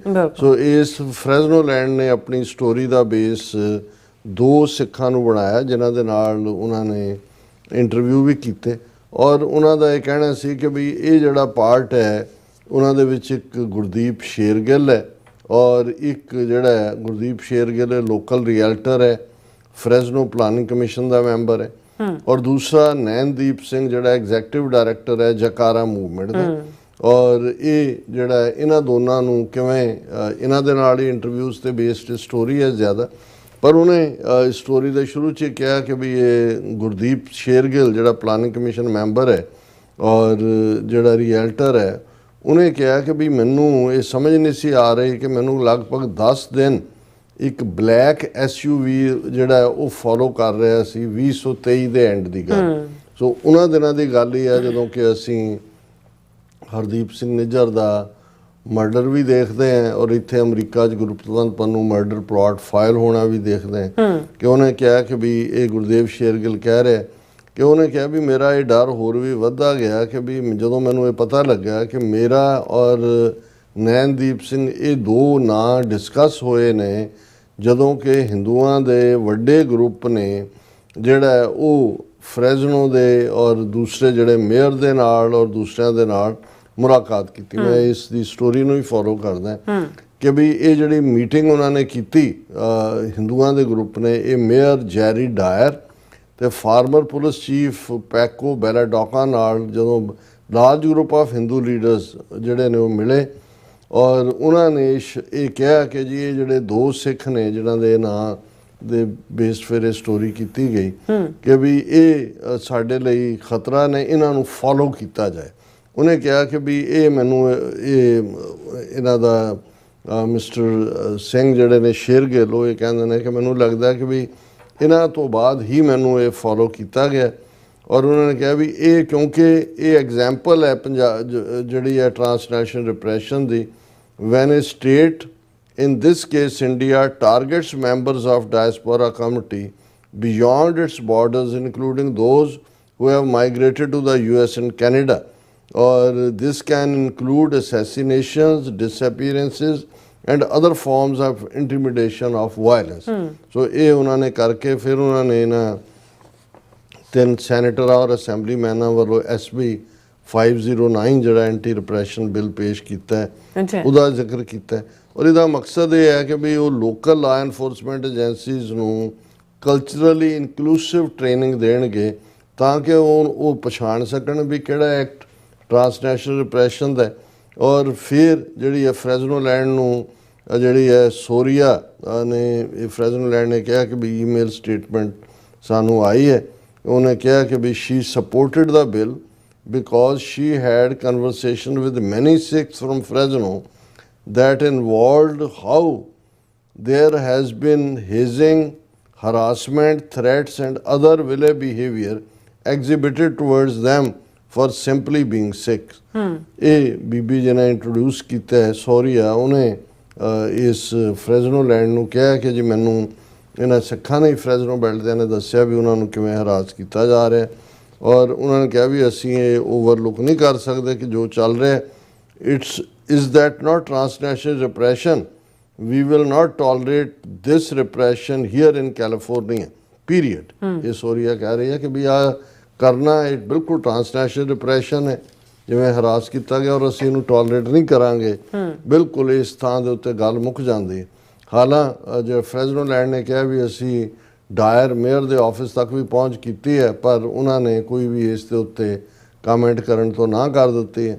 ਫਿਰ ਨਾਲ ਦੀ ਨਾਲ ਜਿਹੜਾ ਐਕਸ ਪੁਲਿਸ ਚੀਫ ਆ ਉਹਨੇ ਕਿਹਾ ਜੀ ਅਸੀਂ ਫਰੈਜ਼ਨੋ ਪੁਲਿਸ ਡਿਪਾਰਟਮੈਂਟ ਨੇ ਕੋਈ ਸ਼ੇਰਗਿੱਲ ਜਾਂ ਨੈਨਦੀਪ ਨੂੰ ਫੋਲੋ ਨਹੀਂ ਕੀਤਾ, ਔਰ ਉਹਨੇ ਕਿਹਾ ਕਿ ਅਸੀਂ ਕੋਈ ਡਾਇਰੈਕਟ ਆਫਿਸਰ ਸਰਵੇਲੈਂਸ ਤਾਂ ਨਹੀਂ ਲਾਏ, ਇਹ ਠੀਕ ਨਹੀਂ ਹੈ।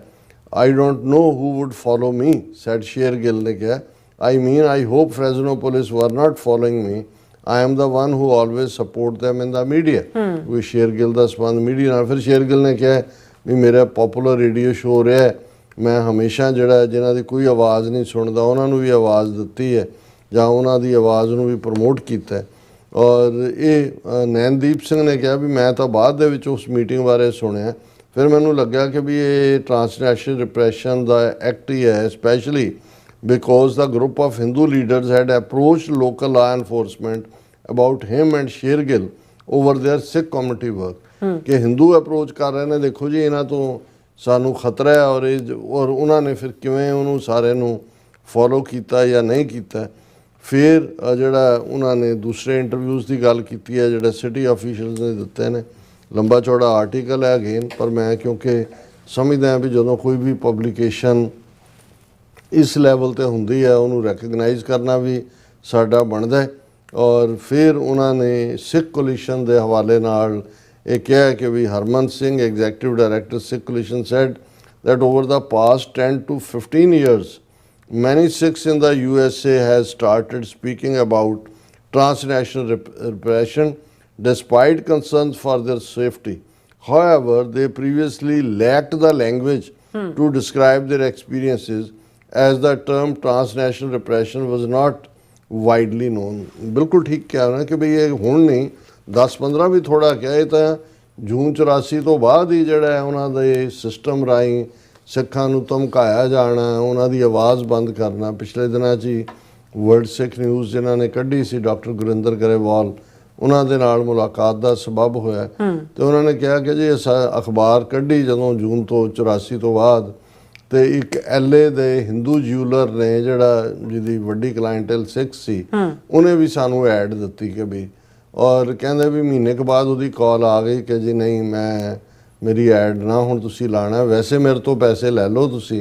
ਉਹਨੇ ਕਿਹਾ ਜੀ ਮੈਨੂੰ ਕੌਂਸੂਲੇਟ ਦੀ ਕਾਲ ਆਈ ਹੈ ਔਰ ਉਹਨੇ ਧਮਕਾਇਆ ਸਾਨੂੰ। ਸੋ ਗੱਲ ਇਹ ਨਹੀਂ ਹੈ, ਇਹ ਵੀ ਟ੍ਰਾਂਸਨੈਸ਼ਨਲ ਰਿਪਰੈਸ਼ਨ ਹੈ ਕਿ ਵੀ ਤੁਸੀਂ ਕਿਸੇ ਮੁਲਕ ਦੇ ਅੰਦਰਲੇ ਮਾਮਲਿਆਂ ਦੇ ਵਿੱਚ, ਪਰ ਇਹ ਚੱਲ ਰਿਹਾ ਸੀ, ਹੁਣੇ ਜਿਹੜਾ ਸਾਹਮਣੇ ਆਇਆ। ਔਰ ਇਹ ਕਿ ਵੀ ਜਿਹੜਾ ਇਹ ਗੱਲ ਕੱਲੀ ਜਿਵੇਂ ਹਰਮਨ ਸਿੰਘ ਨੇ ਕਿਹਾ ਕਿ one of the more scary and unfortunate aspects of transnational repression is that it is not just meant to target one or two high profile individuals, it is also intended to chill dissent, conversation and restrict free religious practice for an entire community. ਇਹ ਡਰ ਜਦੋਂ ਇੱਕ ਖੌਫ ਪੈਦਾ ਕੀਤਾ ਜਾਂਦਾ ਹੈ ਕਿ ਤੁਸੀਂ ਘਰਾਂ ਚੋਂ ਹੀ ਨਹੀਂ ਨਿਕਲਦੇ ਔਰ ਤੁਸੀਂ ਕੋਈ ਕਮਿਊਨਿਟੀ ਦੇ ਨਾਲ ਲਿਆਜ਼ਨ ਨਹੀਂ ਕਰਦੇ, ਤੁਹਾਨੂੰ ਲੱਗਦਾ ਕਿ ਵੀ ਅਸੀਂ ਵੀ ਨਿਸ਼ਾਨੇ ਦੇ ਉੱਤੇ ਹੋਵਾਂਗੇ। ਫਿਰ ਉਹਨਾਂ ਨੇ ਕਿਹਾ ਕਿ ਵੀ ਇਹ ਜਿਹੜਾ ਅਸੈਸੀਨੇਸ਼ਨ ਹਰਦੀਪ ਸਿੰਘ ਨਿੱਜਰ ਦੀ ਹੋਈ, ਜਿਹੜੇ ਜਿਸ ਨੇ ਮੈਸੇਜ ਦੇ ਦਿੱਤਾ ਕਿ ਟ੍ਰਾਂਸਨੈਸ਼ਨਲ ਰਿਪਰੈਸ਼ਨ ਕੀ ਹੁੰਦਾ। ਫਿਰ ਉਹਨਾਂ ਨੇ ਉਸ ਬਿੱਲ ਦਾ ਜ਼ਿਕਰ ਕੀਤਾ ਜਿਹੜਾ ਹੈ ਕਿ ਭਾਈ ਉਹਦੇ ਨਾਲ ਜਿਹੜਾ ਉਹ ਸਟੇਟ ਦੇ ਉਹਨਾਂ ਸਾਰਿਆਂ ਨੂੰ ਟ੍ਰੇਨਡ ਕੀਤਾ ਜਾਏਗਾ, ਉਹਨਾਂ ਨੂੰ ਪਤਾ ਹੋਏਗਾ, ਉਹ ਪਛਾਣ ਸਕਣਗੇ ਵੀ ਕਿਹੜਾ ਐਕਟ ਟ੍ਰਾਂਸਨੈਸ਼ਨਲ ਰਿਪਰੈਸ਼ਨ ਦਾ। ਸੋ ਅਸੀਂ ਸਮਝਦੇ ਹਾਂ ਵੀ ਇਹ ਜਿੱਥੇ ਜਿੱਥੇ ਵੀ ਜਿਹੜੇ ਸਿੱਖ ਐਕਟਿਵਿਸਟ ਥੋੜ੍ਹਾ ਬਹੁਤ ਐਕਟੀਵਿਟੀ ਕਰਦੇ ਨੇ, ਰੀਚ ਆਊਟ ਕਰਦੇ ਨੇ ਜਰਨਲਿਸਟ ਨੂੰ, ਘੱਟੋ ਘੱਟ ਅਮਰੀਕਨ ਮੀਡੀਆ ਦਾ ਇੰਟਰਸਟ ਜਿਹੜਾ ਉਹ ਡਿਵੈਲਪ ਹੋਇਆ। ਜਿਵੇਂ ਕੱਲ੍ਹ ਅਸੀਂ ਜੂਇਸ਼ ਕਰੰਟਸ ਦੇ ਹਵਾਲੇ ਨਾਲ ਗੱਲ ਕੀਤੀ ਸੀ ਕਿ ਵੀ ਉਹਨਾਂ ਨੇ ਕਿਵੇਂ ਹਿੰਦੂ ਅਮਰੀਕਨ ਫਾਊਂਡੇਸ਼ਨ ਦੇ ਇਸ ਮਿਥ ਨੂੰ ਜਿਹੜਾ ਉਹ ਹਿੰਦੂ ਫੋਬੀਆ ਕਰ ਰਹੇ ਸੀ, ਕਿਵੇਂ ਡੀਟੇਲਡ ਉਹਨਾਂ ਨੇ ਇਨਵੈਸਟੀਗੇਸ਼ਨ ਦੇ ਨਾਲ ਇਹ ਕਿਹਾ ਕਿ ਵੀ 72% ਜਿਹੜੇ ਕੇਸ ਉਹਨਾਂ ਨੇ ਕੋਰਟ ਕੀਤੇ ਨੇ ਉਹ ਫਾਲ ਹੀ ਨਹੀਂ, ਉਹਨਾਂ ਦੀ ਜਿਹੜੀ ਆਪਣੀ ਡੈਫੀਨੇਸ਼ਨ ਹੈ ਹਿੰਦੂ ਫੋਬੀਆ ਦੀ ਉਹਦੇ 'ਚ ਵੀ ਫਾਲ ਨਹੀਂ ਕਰਦੇ। ਸੋ ਇਹ ਜਿਹੜੇ ਜਰਨਲਿਸਟ ਇਸ ਪਾਸੇ ਕੰਮ ਕਰਦੇ ਨੇ ਉਹਨਾਂ ਦੀ ਸਾਨੂੰ ਸ਼ਲਾਘਾ ਵੀ ਕਰਨੀ ਚਾਹੀਦੀ ਹੈ, ਉਹਨਾਂ ਦੇ ਨਾਲ ਰਾਬਤਾ ਵੀ ਰੱਖਣਾ ਚਾਹੀਦਾ, ਉਹਨਾਂ ਨੂੰ ਵੇਲੇ ਕੁ ਵੇਲੇ ਲੰਚ ਡਿਨਰ ਵੀ ਕਰਵਾਉਣਾ ਚਾਹੀਦਾ, ਕਿਉਂਕਿ ਇਨ ਦਾ ਐਂਡ ਆਫ ਦਾ ਡੇ ਜਦੋਂ ਤੱਕ ਤੁਸੀਂ ਕਿਸੇ ਦੇ ਨਾਲ ਪਰਸਨਲ ਕਮਿਊਨੀਕੇਸ਼ਨ ਰਾਹੀਂ ਉਹਦੀ ਦਿਲਚਸਪੀ ਕ੍ਰੀਏਟ ਨਹੀਂ ਕਰਦੇ ਉਸ ਫੀਲਡ ਦੇ ਵਿੱਚ, ਅਸੀਂ ਇਹ ਸਮਝੀਏ ਜੀ ਸਾਡੇ ਨਾਲ ਧੱਕਾ ਹੋ ਰਿਹਾ ਜੀ, ਸਾਡੀ ਆਵਾਜ਼ ਕੋਈ ਨਹੀਂ ਸੁਣਦਾ, ਨਹੀਂ। ਸੋ ਅਸੀਂ ਸਮਝਦੇ ਹਾਂ ਕਿ ਇਹ ਫਰੈਜ਼ਨੋ ਲੈਂਡ ਨੇ ਰਿਮਾਰਕੇਬਲ ਕੰਮ ਕੀਤਾ ਕਿ ਐਟਲੀਸਟ ਈਵਨ ਮੈਨੂੰ ਵੀ ਨਹੀਂ ਸੀ ਪਤਾ ਕਿ ਵਿਦਨ ਫਰੈਜ਼ਨੋ ਵੀ ਜਿਹੜਾ ਇਸ ਲੈਵਲ ਦੇ ਉੱਤੇ ਹਿੰਦੂਆਂ ਦੇ ਹੌਸਲੇ ਵਧੇ ਹੋਏ ਸੀ ਕਿ ਉਹਨਾਂ ਨੇ ਪੂਰਾ ਜਾ ਕੇ ਉਹਨਾਂ ਦੇ ਨਾਲ ਮੀਟਿੰਗ ਕਰਕੇ ਕਿਹਾ ਜੀ ਸਾਨੂੰ ਇਹਨਾਂ ਸਿੱਖਾਂ ਤੋਂ ਖਤਰਾ ਹੈ। ਸੋ ਇਸ ਤੋਂ ਅਸੀਂ ਅੰਦਾਜ਼ਾ ਲਾ ਸਕਦੇ ਹਾਂ ਕਿ ਫਰੈਜ਼ਨੋ ਦੇ ਵਿੱਚ ਤਾਂ ਸਾਰਾ ਸੈਂਟਰਲ ਵੈਲੀ ਸਿੱਖਾਂ ਦੀ ਐਗਰੀਕਲਚਰ ਕਰਨ ਵਾਲੇ 125 ਸਾਲ ਤੋਂ ਬੈਠੇ ਹੋਏ ਨੇ। ਬਿਲਕੁਲ ਹਾਲਾਂ ਸ਼ਹਿਰੀ ਬੇ ਏਰੀਆ 'ਚ ਹਿੰਦੂ ਫਾਊਂਡੇਸ਼ਨ ਆ ਗਈ ਜਾਂ ਨਿਊਯਾਰਕ 'ਚ ਆ ਗਈ ਜਾਂ ਐਟਲਾਂਟਾ 'ਚ ਬੈਠੇ ਨੇ, ਉਹ ਤਾਂ ਸਮਝ ਆ ਸਕਦਾ, ਪਰ ਇਸ ਤੋਂ ਅੰਦਾਜ਼ਾ ਲਾਈਏ ਕਿ ਵੀ ਕਿਸ ਲੈਵਲ ਤੱਕ ਇਹ ਆਰਗੇਨਾਈਜ਼ਡ ਨੇ। ਬਿਲਕੁਲ ਡਾਕਟਰ ਸਾਹਿਬ, ਤੁਹਾਡਾ ਬਹੁਤ ਬਹੁਤ ਧੰਨਵਾਦ। ਸੋ ਇੱਥੇ ਲੈਣਾ ਬ੍ਰੇਕ ਵਿਊਅਰਸ, ਤੁਸੀਂ ਇਸੇ ਤਰ੍ਹਾਂ ਬੜੇ ਰਹਿਣਾ, ਮਿਲਦੇ ਹਾਂ ਛੋਟੇ ਜਿਹੇ ਬ੍ਰੇਕ ਤੋਂ ਬਾਅਦ।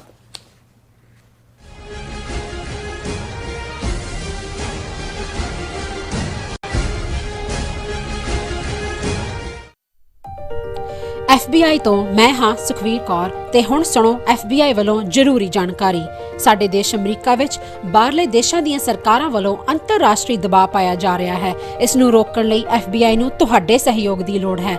ਵਿਦੇਸ਼ੀ ਸਰਕਾਰਾਂ ਜਾਂ ਉਹਨਾਂ ਦੇ ਮੁਲਾਜ਼ਮਾਂ ਜਾਂ ਮੁਖਬਰਾਂ ਵੱਲੋਂ ਅਮਰੀਕਾ ਵਿੱਚ ਵਸਦੇ ਕਿਸੇ ਵੀ ਇਨਸਾਨ ਨਾਲ ਕੀਤੇ ਜਾ ਰਹੇ ਅੰਤਰਰਾਸ਼ਟਰੀ ਦਬਾਅ ਦੀਆਂ ਕੁਝ ਕਿਸਮਾਂ ਇਹ ਨੇ: ਨਿਗਰਾਨੀ ਰੱਖਣੀ, ਪਿੱਛਾ ਕਰਨਾ, ਤੰਗ ਪਰੇਸ਼ਾਨ ਕਰਨਾ, ਅਗਵਾ ਕਰਨ ਦੀ ਕੋਸ਼ਿਸ਼ ਜਾਂ ਉਸ ਤੇ ਸਰੀਰਕ ਹਮਲਾ ਕਰਨਾ ਅਤੇ ਧਮਕੀਆਂ ਤੇ ਡਰਾਵੇ ਰਾਹੀਂ ਜ਼ਬਰਦਸਤੀ ਕਿਸੇ ਭਾਈਚਾਰੇ ਜਾਂ ਵਿਅਕਤੀਆਂ ਬਾਰੇ ਜਾਣਕਾਰੀ ਇਕੱਠੀ ਕਰਨ ਦੀ ਕੋਸ਼ਿਸ਼ ਕਰਨੀ, ਕਿਸੇ ਨੂੰ ਉਸ ਦੇ ਮੂਲ ਦੇਸ਼ ਨੂੰ ਮੁੜਨ ਲਈ ਮਜਬੂਰ ਕਰਨਾ ਜਾਂ ਮੂਲ ਦੇਸ਼ ਵਿੱਚ ਵਸਦੇ ਉਸ ਦੇ ਰਿਸ਼ਤੇਦਾਰਾਂ ਨੂੰ ਡਰਾਉਣਾ ਜਾਂ ਹਿਰਾਸਤ ਵਿੱਚ ਲੈਣਾ, ਕਿਸੇ ਦੇ ਕੰਪਿਊਟਰ ਜਾਂ ਫੋਨ ਨੂੰ ਹੈਕ ਕਰਕੇ ਉਸ ਦੀ ਨਿੱਜਤਾ ਤੇ ਹਮਲਾ ਕਰਨਾ ਜਾਂ ਉਸ ਬਾਰੇ ਇੰਟਰਨੈਟ ਤੇ ਕੂੜ ਪ੍ਰਚਾਰ ਕਰਨਾ, ਕਿਸੇ ਦੀਆਂ ਵਿੱਤੀ ਜਾਇਦਾਦਾਂ ਨੂੰ ਜ਼ਬਤ ਕਰਨਾ। ਜੇ ਤੁਹਾਨੂੰ ਲੱਗਦਾ ਹੈ ਕਿ ਤੁਸੀਂ ਅੰਤਰਰਾਸ਼ਟਰੀ ਦਬਾਅ ਦੇ ਸ਼ਿਕਾਰ ਹੋ ਤਾਂ FBI ਨੂੰ ਹੁਣੇ ਕਾਲ ਕਰੋ 1-800-CALL-FBI ਜਾਂ 1-800-225-5324 ਤੇ ਸੰਪਰਕ ਕਰੋ। ਤੇ ਜੇ ਤੁਹਾਡੇ ਲਈ ਅੰਗਰੇਜ਼ੀ ਵਿੱਚ ਗੱਲ ਕਰਨਾ ਮੁਸ਼ਕਲ ਹੈ ਤਾਂ ਤੁਸੀਂ ਪੰਜਾਬੀ ਵਿੱਚ ਗੱਲ ਕਰਨ ਲਈ ਕਹਿ ਸਕਦੇ ਹੋ ਜਾਂ FBI ਦੀ ਵੈਬਸਾਈਟ tips.fbi.gov ਤੇ ਆਪਣੀ ਸ਼ਿਕਾਇਤ ਦਰਜ ਕਰਾਓ। ਹੋਰ ਜਾਣਕਾਰੀ ਲਈ ਦੇਖੋ fbi.gov/TNR। ਜੇਕਰ ਤੁਸੀਂ ਤੁਰੰਤ ਸਰੀਰਕ ਖਤਰੇ ਵਿੱਚ ਹੋ ਤਾਂ 911 ਤੇ ਕਾਲ ਕਰੋ। FBI ਵੱਲੋਂ ਤੁਹਾਡੀ ਰਿਪੋਰਟ ਕਦੇ ਵੀ ਕਿਸੇ ਵਿਦੇਸ਼ੀ ਸਰਕਾਰ ਨਾਲ ਸਾਂਝੀ ਨਹੀਂ ਕੀਤੀ ਜਾਵੇਗੀ। FBI ਦਾ ਮਨੋਰਥ ਅਮਰੀਕਾ ਵਿੱਚ ਵਸਦੇ ਲੋਕਾਂ ਦੀ ਰੱਖਿਆ ਕਰਨਾ ਅਤੇ ਯੂਨਾਈਟਿਡ ਸਟੇਟਸ ਦੇ ਸੰਵਿਧਾਨ ਨੂੰ ਕਾਇਮ ਰੱਖਣਾ ਹੈ।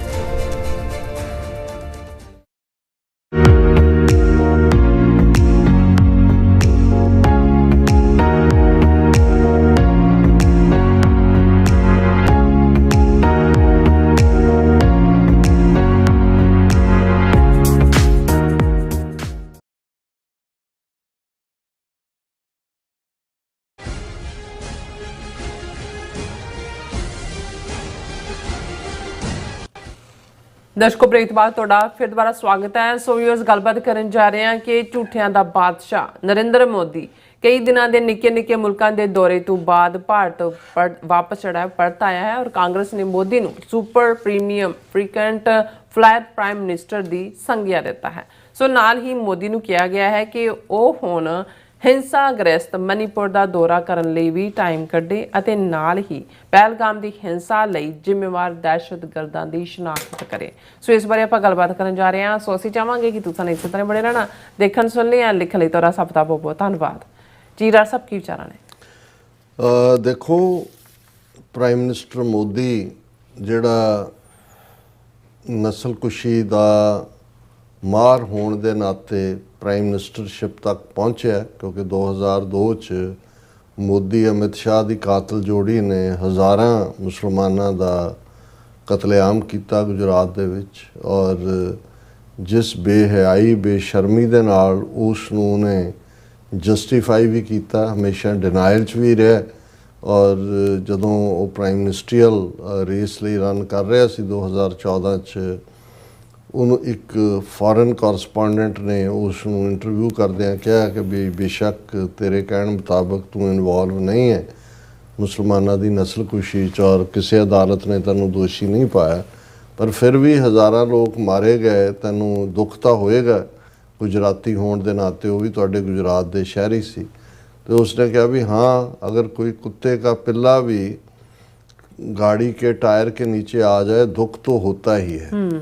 सो ये माइंडसैट वाला बंदा जिस दे उत्ते 12 साल अमरीका कैनेडा यूके ने पाबंदी लाई रखी, इवेंचुअली उन्होंने मोदी नू ब्रांड ही हिंदू हिरदे सम्राट के तौर पर किया कि हिंदू हिरदे सम्राट इसलिए कि उसने मुसलमानों की नस्लकुशी की, और फिर असी ਉਹਦਾ ਉਹ ਹਿੰਦੂ ਹਿਰਦੇ ਸਮਰਾਟ ਵਾਲਾ ਇਮੇਜ 2014 ਤੋਂ ਹੁਣ ਆਲਮੋਸਟ 11 ਸਾਲ ਜਿਹੜੇ ਨੇ ਉਸ ਨੂੰ ਹੋ ਗਏ ਨੇ ਪਾਵਰ 'ਚ, ਉਸ ਦੀ ਤੀਸਰੀ ਟਰਮ ਹੈ, ਭਾਵੇਂ ਮਾਈਨੋਰਟੀ ਗਵਰਨਮੈਂਟ ਹੈ, ਪਰ ਉਹ ਬਿਲਕੁਲ ਸਿਕਿਉਰ ਫਾਰਮ ਦੇ ਵਿੱਚ ਵਿਚਰਦੇ ਨੇ, ਕਿਉਂਕਿ ਉਹਨਾਂ ਨੂੰ ਹੈ ਵੀ ਉਹਨਾਂ ਨੇ ਸਭ ਨੂੰ ਕਾਣੇ ਕੀਤਾ ਹੋਇਆ, ਜਾਂ ਕਿਹਦੇ ਮਗਰ ਈਡੀ ਪਾਉਣੀ ਹੈ, ਕਿਹਦੇ ਮਗਰ NIA ਪਾ ਦੇਣਾ ਹੈ, ਕਿਹਨੂੰ ਦੇਸ਼ ਧਰੋਹੀ ਬਣਾ ਦੇਣਾ ਹੈ, ਇਹ ਉਹਨਾਂ ਦੇ ਕੋਲ ਹੀ ਹੈ। ਇਸ ਲਈ सब डरते हैं ਜਿਹੜੇ ਨੇ they are following in line. पर ਜਿਹੜਾ ਇਸ ਸਾਰੇ ਪੀਰੀਅਡ 'ਚ ਉਸ ਦਾ ਇਹ ਵੀ ਦਾਵਾ, ਔਰ ਦਾਵਾ ਗਲਤ ਨਹੀਂ ਹੈ, ਕਿ ਜੀ ਕੋਈ ਪ੍ਰਾਈਮ ਮਿਨਿਸਟਰ ਮੁਲਕ ਤੋਂ ਬਾਹਰ ਰਿਹਾ ਉੱਥੇ, ਤਾਂ ਇਸ ਦੇ ਉੱਤੇ ਕਈ ਮੀਮ ਬਣਦੇ ਨੇ ਕਿ ਮੋਦੀ ਤਾਂ ਸਿਰਫ ਜਦੋਂ ਉਹਦੇ ਕੱਪੜੇ ਜਿਹੜੇ ਨੇ ਉਹ ਧੋਣ ਤੇ ਪ੍ਰੈਸ ਕਰਨ ਵਾਲੇ ਰਹਿ ਜਾਂਦੇ ਉਹਦੇ ਲਈ ਇੰਡੀਆ ਆਉਂਦਾ, ਫਿਰ ਟੈਚੀ ਚੁੱਕਦਾ, ਫਿਰ ਤੁਰ ਪੈਂਦਾ। ਹੁਣ ਹਾਲਾਂ ਇਸ ਪੀਰੀਅਡ 'ਚ ਇੰਡੀਆ ਦਾ ਇਮੇਜ ਇੰਟਰਨੈਸ਼ਨਲੀ ਵੀ ਜੇਲ੍ਹ 'ਚ ਹੋਇਆ, ਟਰਾਂਸਨੈਸ਼ਨਲ ਡਿਪਰੈਸ਼ਨ ਦੇ ਮੁੱਦੇ 'ਤੇ ਜਿਹੜਾ ਇੰਡੀਆ ਐਕਸਪੋਜ਼ ਹੋਇਆ, ਅਮਰੀਕਾ ਦੇ ਨਾਲ ਜਿਹੜੀ ਰਿਲੇਸ਼ਨਸ਼ਿਪ ਉਹ ਬੜੀ ਬੁਰੀ ਤਰ੍ਹਾਂ ਜਿਹੜੀ ਹੈ ਨੈਗੇਟਿਵ ਹੋਈ, ਪਾਕਿਸਤਾਨ ਦੇ ਨਾਲ 4 ਰੋਜ਼ਾ ਜਿਹੜੀ ਮਿਸਲ ਡਰੋਨ ਵਾਰਫੇਅਰ ਹੈ ਉਹਦੇ 'ਚ ਭਾਰਤ ਦਾ ਥੱਲਾ ਲੱਗਾ, ਉਹਦੇ ਗੁਆਂਢ ਦੇ ਵਿੱਚ ਜਿਹੜੇ ਗੁਆਂਢੀ ਮੁਲਕ ਨੇ ਬਿਲਕੁਲ ਜਿਹਨੂੰ ਡਿਜ਼ਾਸਟਰਸ ਫੋਰਨ ਪਾਲਿਸੀ, ਔਰ ਦੂਸਰਾ ਲੇਕਿਨ ਉਹ ਤਾਂ ਅੱਜ ਤੱਕ ਇਹਨਾਂ 11 ਸਾਲਾਂ 'ਚ ਮੋਦੀ ਨੇ ਇੱਕ ਵੀ ਪ੍ਰੈਸ ਕਾਨਫਰੰਸ ਨਹੀਂ ਕੀਤੀ। ਜਦੋਂ ਤੁਹਾਡੀਆਂ ਸਕਸੈਸਿਸ ਫੇਲਰਸ, ਤਾਂ ਹੁਣ ਟਰੰਪ ਜੋ ਮਰਜ਼ੀ ਹੈ, ਭਾਵੇਂ ਉਹ ਟਵੀਟ ਰਾਹੀਂ ਰਨ ਕਰਦਾ ਹੈ ਉਸ ਪ੍ਰੈਜ਼ੀਡੈਂਸੀ ਨੂੰ, ਉਸ ਦੀ ਇੰਪਲਸਿਵ ਬਿਹੇਵੀਅਰ ਦੂਜਾ, ਲੇਕਿਨ ਤੁਸੀਂ ਦੇਖੋਗੇ ਉਹ ਰੋਜ਼ਾਨਾ ਪ੍ਰੈਸ ਨਾਲ ਵੀ ਗੱਲ ਕਰ ਰਿਹਾ ਹੁੰਦਾ, ਜਦੋਂ ਫਲਾਈ ਕਰ ਰਿਹਾ ਹੁੰਦਾ ਆਪਣੇ ਏਅਰਫੋਰਸ ਵਾਲੇ ਜਹਾਜ਼ ਦੇ ਉੱਤੇ ਉਹਦੇ 'ਤੇ ਵੀ ਮੀਡੀਆ ਨਾਲ ਹੁੰਦਾ, ਗੱਲ ਕਰ ਰਿਹਾ ਹੁੰਦਾ, ਭਾਵੇਂ ਰੂਡ ਵੀ ਹੁੰਦਾ, ਰਫ ਵੀ ਹੁੰਦਾ, ਕਈ ਵਾਰ ਫਨੀ ਵੀ ਹੁੰਦਾ, ਲੇਕਿਨ ਡੈਮੋਕ੍ਰੇਸੀ ਦਾ ਇੱਕ ਪਿਲਰ ਤਾਂ ਮੀਡੀਆ ਹੈ। ਹੁਣ ਇਸ ਬੰਦੇ ਨੇ 11 ਸਾਲਾਂ 'ਚ ਕੋਈ ਇੱਥੇ ਜੁਆਇੰਟ ਪ੍ਰੈਸ ਕਾਨਫਰੰਸ ਕਰਨੀ ਮਜਬੂਰੀ ਸੀ, ਤਾਂ ਉਹਦੇ 'ਚ ਪੂਰਾ ਜਲੂਸ ਨਿਕਲਿਆ ਜਦੋਂ ਕਿ ਵਾਲ ਸਟਰੀਟ ਜਰਨਲ ਦੀ ਬੀਬੀ ਨੇ ਸਵਾਲ ਪੁੱਛਿਆ, ਔਰ ਫਿਰ ਉਸ ਬੀਬੀ ਦਾ ਹਸ਼ਰ ਕੀ ਕੀਤਾ ਇਹਨਾਂ ਦੀ ਟਰੋਲ ਆਰਮੀ ਨੇ, ਉਹ ਇੱਕ ਵੱਖਰੀ ਕਹਾਣੀ ਹੈ। ਲੇਕਿਨ ਇਸ ਵੇਲੇ ਜਦੋਂ ਕਿ ਪਹਿਲਗਾਮ ਦਾ ਵਾਕਿਆ ਜਿਹਦੇ ਬਾਰੇ ਜੀ ਅਸੀਂ ਕਰਤਾ, ਇਹ ਕਰਤਾ, ਅੱਜ ਤੱਕ ਬਿਲਕੁਲ ਠੀਕ ਆਪੋਜੀਸ਼ਨ ਪਾਰਟੀਆਂ ਕਹਿੰਦੀਆਂ ਨੇ ਵੀ ਤੁਸੀਂ ਤਾਂ ਜਿਹੜੇ ਬੰਦੇ ਇਸ ਲਈ ਜ਼ਿੰਮੇਵਾਰ ਨੇ, ਨਾ ਉਹਨਾਂ ਦੇ ਨਾਂ ਦੱਸੇ ਨੇ, ਨਾ ਉਹਨਾਂ ਨੂੰ ਫੜਿਆ, ਪਾਕਿਸਤਾਨ ਦੇ ਉੱਤੇ ਤੁਸੀਂ ਹਮਲਾ ਠੋਕ ਦਿੱਤਾ, ਇਹ ਕਹਿ ਕੇ ਜੀ ਅਸੀਂ ਤਾਂ ਕੈਂਪ ਜਿਹੜੇ ਨੇ ਉਹਨਾਂ ਦੇ ਡਿਸਟਰੋਏ ਕਰਤੇ ਨੇ, ਅਸੀਂ ਇਹ ਕਰ ਦਿਆਂਗੇ, ਅਸੀਂ ਉਹ ਕਰ ਦਿਆਂਗੇ। ਲੇਕਿਨ ਇਸ ਸਾਰੇ ਦੇ ਬਾਵਜੂਦ ਮੋਦੀ ਦਾ ਜਿਹੜਾ ਬਾਹਰ ਘੁੰਮਣ ਫਿਰਨ ਦੀ ਲਾਈਨ ਹੈ, ਔਰ ਜਿਹਦੇ ਥੱਲੇ ਫਿਰ ਉਹ ਹਾਈਐਸਟ ਸਿਵਿਲੀਅਨ ਜਿਹੜਾ ਉਹਨਾਂ ਦੇ ਆਨਰ ਉਹ ਵੀ ਫੈਚ ਕਰਦਾ, ਫੈਚ ਨਹੀਂ ਰਾਦਰ ਡਿਮਾਂਡ ਹੀ ਕਰਦਾ ਹੋਣਾ, ਜਿਵੇਂ ਜਿਸ ਤਰੀਕੇ ਨਾਲ ਅੱਜ ਉਹਨਾਂ ਦੇ BJP ਦੇ ਸਪੋਕਸਮੈਨ ਨੇ ਕਿਹਾ ਕਿ ਜੀ ਹੁਣ ਮੋਦੀ ਉਹ ਪ੍ਰਾਈਮ ਮਿਨਿਸਟਰ ਇੰਡੀਆ ਦਾ ਬਣ ਗਿਆ ਜਿਸ ਨੂੰ ਦੁਨੀਆ ਦੇ 27 ਮੁਲਕਾਂ ਨੇ ਜਿਹੜਾ ਆਪਣੇ ਹਾਈਐਸਟ ਸਿਵਿਲੀਅਨ ਆਨਰ ਦਿੱਤਾ। ਫਿਰ ਉਹਨੇ ਕਿਹਾ ਵੀ ਸਾਡੇ ਹਿੰਦੂ ਧਰਮ ਦੇ ਵਿੱਚ 27 ਨਕਸ਼ਤਰ ਨੇ, ਔਰ ਇਸ ਵੇਲੇ ਮੋਦੀ ਦੇ ਗਲੇ 'ਚ ਹੁਣ 27 ਨਕਸ਼ਤਰਾਂ ਦੀ ਮਾਲਾ ਪਾਈ ਹੋਈ। ਲੇਕਿਨ ਹੁਣ ਸਵਾਲ ਇਹ ਹੈ ਵੀ ਜਿਹੜੇ ਗਰਾਊਂਡ ਦੇ ਉੱਤੇ ਸਵਾਲ ਨੇ, ਉਹਦੀ ਆਪਣੀ ਸਟੇਟ ਗੁਜਰਾਤ ਦੇ ਵਿੱਚ ਇੱਕ ਪੁਲ ਡਿੱਗਦਾ ਹੈ ਜਿਹੜਾ 20-25 ਸਾਲ ਪਹਿਲਾਂ ਹੀ ਬਣਿਆ, ਕਿੰਨੇ ਲੋਕ ਮਰ ਜਾਂਦੇ ਨੇ, ਟਰਾਂਸਨੈਸ਼ਨਲ ਰਿਪਰੈਸ਼ਨ ਦਾ ਮੁੱਦਾ ਹੋਏ, ਪਹਿਲਗਾਮ ਦਾ ਹੋਏ, ਓਵਰਆਲ ਹੋਏ, ਕੋਈ ਪਾਰਲੀਮੈਂਟ ਦਾ ਸਪੈਸ਼ਲ ਸੈਸ਼ਨ ਨਹੀਂ, ਕੋਈ ਆਪੋਜੀਸ਼ਨ ਦੇ ਨਾਲ ਕੋਈ ਮੀਟਿੰਗ ਜਾਂ ਦੂਜੇ ਨਹੀਂ। ਲੇਕਿਨ ਕਿਉਂਕਿ ਉਹ ਇੱਕ ਜਹਾਜ਼ 'ਚੋਂ ਉਤਰਦਾ, ਦੂਜੇ ਚੜ੍ਹਦਾ, ਜਿਨ੍ਹਾਂ ਮੁਲਕਾਂ 'ਚੋਂ ਹੁਣ ਉਹ ਵਾਪਸ ਮੁੜਿਆ, ਉਸ ਦੇ ਵਿੱਚ ਨਿੱਕੇ ਨਿੱਕੇ ਕੋਈ ਟ੍ਰਿਨੀਡੈਡ ਔਰ ਟੈਂਗੋ ਅਤੇ ਫਲਾਣਾ ਅਤੇ ਢਿਮਕਾ, ਹਾਲਾਂ ਇਹਨੇ ਭਗਵੰਤ ਮਾਨ ਨੇ ਇਹਦੇ 'ਤੇ ਚੁਟਕੀ ਲਈ ਹੈ, ਔਰ ਇਸ ਦੇ ਉੱਤੇ ਫਿਰ ਉਹ ਬੜਾ ਫੋਰਨ ਮਿਨਿਸਟਰੀ ਨੇ ਵੀ ਜਿਹੜਾ ਕੀਤਾ ਉਹਨੇ ਕਿਹਾ ਵੀ ਭਗਵੰਤ ਮਾਨ ਨੇ ਕਿ ਵੀ ਇਹ ਉਹਨਾਂ ਮੁਲਕਾਂ 'ਚ ਜਾ ਰਿਹਾ ਜਿਨ੍ਹਾਂ ਦੇ ਤਾਂ ਅਸੀਂ ਕਦੇ ਨਾਂ ਹੀ ਨਹੀਂ ਸੁਣੇ, ਮੈਗਨੀਸੀਆ, ਗਲਵੀਸੀਆ, ਟਰਵੇਸੀਆ, ਕਹਿੰਦੇ ਇਹਨਾਂ ਮੁਲਕਾਂ 'ਚ ਤੁਰਿਆ ਹੋਇਆ। ਫਿਰ ਉਹਨੇ ਕਿਹਾ ਵੀ ਉਹ ਉਹਨਾਂ 'ਚ ਹੈ ਜਿੱਥੇ ਕਿ ਕਈਆਂ ਦੀ ਆਬਾਦੀ ਤਾਂ 10,000 ਵੀ ਨਹੀਂ ਹੈ। ਔਰ ਇਸ ਦੇ ਉੱਤੇ ਬੜਾ ਗੁੱਸਾ ਕੀਤਾ ਉਹਨਾਂ ਨੇ, ਔਰ ਉਹਨਾਂ ਨੇ ਕਿਹਾ ਕਿ ਵੀ ਇਹ these remarks are irresponsible and regrettable and do not behove the state authority, ਉਹਨਾਂ ਦਾ ਵਿਦੇਸ਼ ਮੰਤਰਾਲਾ ਕਹਿ ਰਿਹਾ। ਪਰ ਉਹ ਕਮੇਡੀਅਨ ਹੈ ਭਗਵੰਤ ਮਾਨ, ਨੂੰ ਇੱਦਾਂ ਦੀ ਗੱਲ ਇੱਕ ਅੱਧੀ ਕਰ ਦੇਣੀ ਹੁੰਦੀ ਆ। ਉਹਨੇ ਕਿਹਾ ਕਿ ਵੀ ਆਹ ਅਵਾਰਡ ਕਿਹੜੇ ਇਕੱਠੇ ਕਰ ਰਿਹਾ ਜਿੱਥੇ ਜਿਨ੍ਹਾਂ ਦੀ ਕੋਈ ਉਹਨਾਂ ਮੁਲਕਾਂ ਤੋਂ ਜਿਨ੍ਹਾਂ ਦੀ ਕੋਈ ਵਕਤ ਹੀ ਨਹੀਂ ਹੈ। ਲੇਕਿਨ ਮੈਂ ਕਿਹਾ ਵੀ ਇਵੇਂ ਨਹੀਂ ਹੈ, ਮੈਂ ਤਾਂ ਇਹਨੂੰ ਇਵੇਂ ਸਮਝਦਾ ਕਿ ਵੀ ਉਹ ਜੰਗਲ ਦੇ ਜਾਨਵਰਾਂ ਦੀ ਇੱਕ ਕਹਾਣੀ ਹੈ ਕਿ ਵੀ ਸਾਰਿਆਂ ਨੇ ਇਕੱਠੇ ਹੋ ਕੇ ਕਿਹਾ ਵੀ ਸ਼ੇਰ ਤਾਂ ਜਿਹੜਾ ਐਵੇਂ ਹੀ ਰੋਬ ਰਾਬ ਮਾਰਦਾ ਰਹਿੰਦਾ, ਜਿਹੜਾ ਹੁਣ ਰਾਜਾ ਬਦਲੀ ਹੈ ਜੰਗਲ ਦਾ। ਉਹਨਾਂ ਨੇ ਇੱਕ ਬਾਂਦਰ ਨੂੰ ਤਿਆਰ ਕੀਤਾ, ਉਹਨੂੰ ਕਿਹਾ ਕਿ ਵੀ ਤੂੰ ਅਸੀਂ ਤੇਰੇ ਮਗਰ ਹੈ, ਤੂੰ ਫਿਕਰ ਨਾ ਕਰ, ਤੇਰੇ ਹੁਕਮਾਂ ਦੇ ਉੱਤੇ ਅਸੀਂ ਫੁੱਲ ਚੜਾਵਾਂਗੇ। ਔਰ ਦੂਜਾ ਉਹਨੂੰ ਬਣਾਤਾ। ਔਰ ਅਗਲੇ ਦਿਨ ਜ਼ਾਹਰ ਹੈ ਸ਼ੇਰ ਨੇ ਸ਼ਿਕਾਰ ਕੀਤਾ, ਇੱਕ ਜਾਨਵਰ ਨੂੰ ਚੁੱਕ ਕੇ ਲੈ ਗਿਆ, ਉਹਨੇ ਮਾਰਿਆ। ਉਹ ਸਾਰੇ ਜਾਨਵਰ ਇਕੱਠੇ ਹੋ ਕੇ ਬਾਂਦਰ ਕੋਲ ਗਏ ਕਿ ਜੀ ਸ਼ੇਰ ਨੇ ਅੱਜ ਫਿਰ ਇਹੀ ਕੰਮ ਕੀਤਾ ਜੋ ਪਹਿਲਾਂ ਕਰਦਾ, ਹੁਣ ਇਹਦੇ 'ਤੇ ਕਾਰਵਾਈ ਹੋਏ।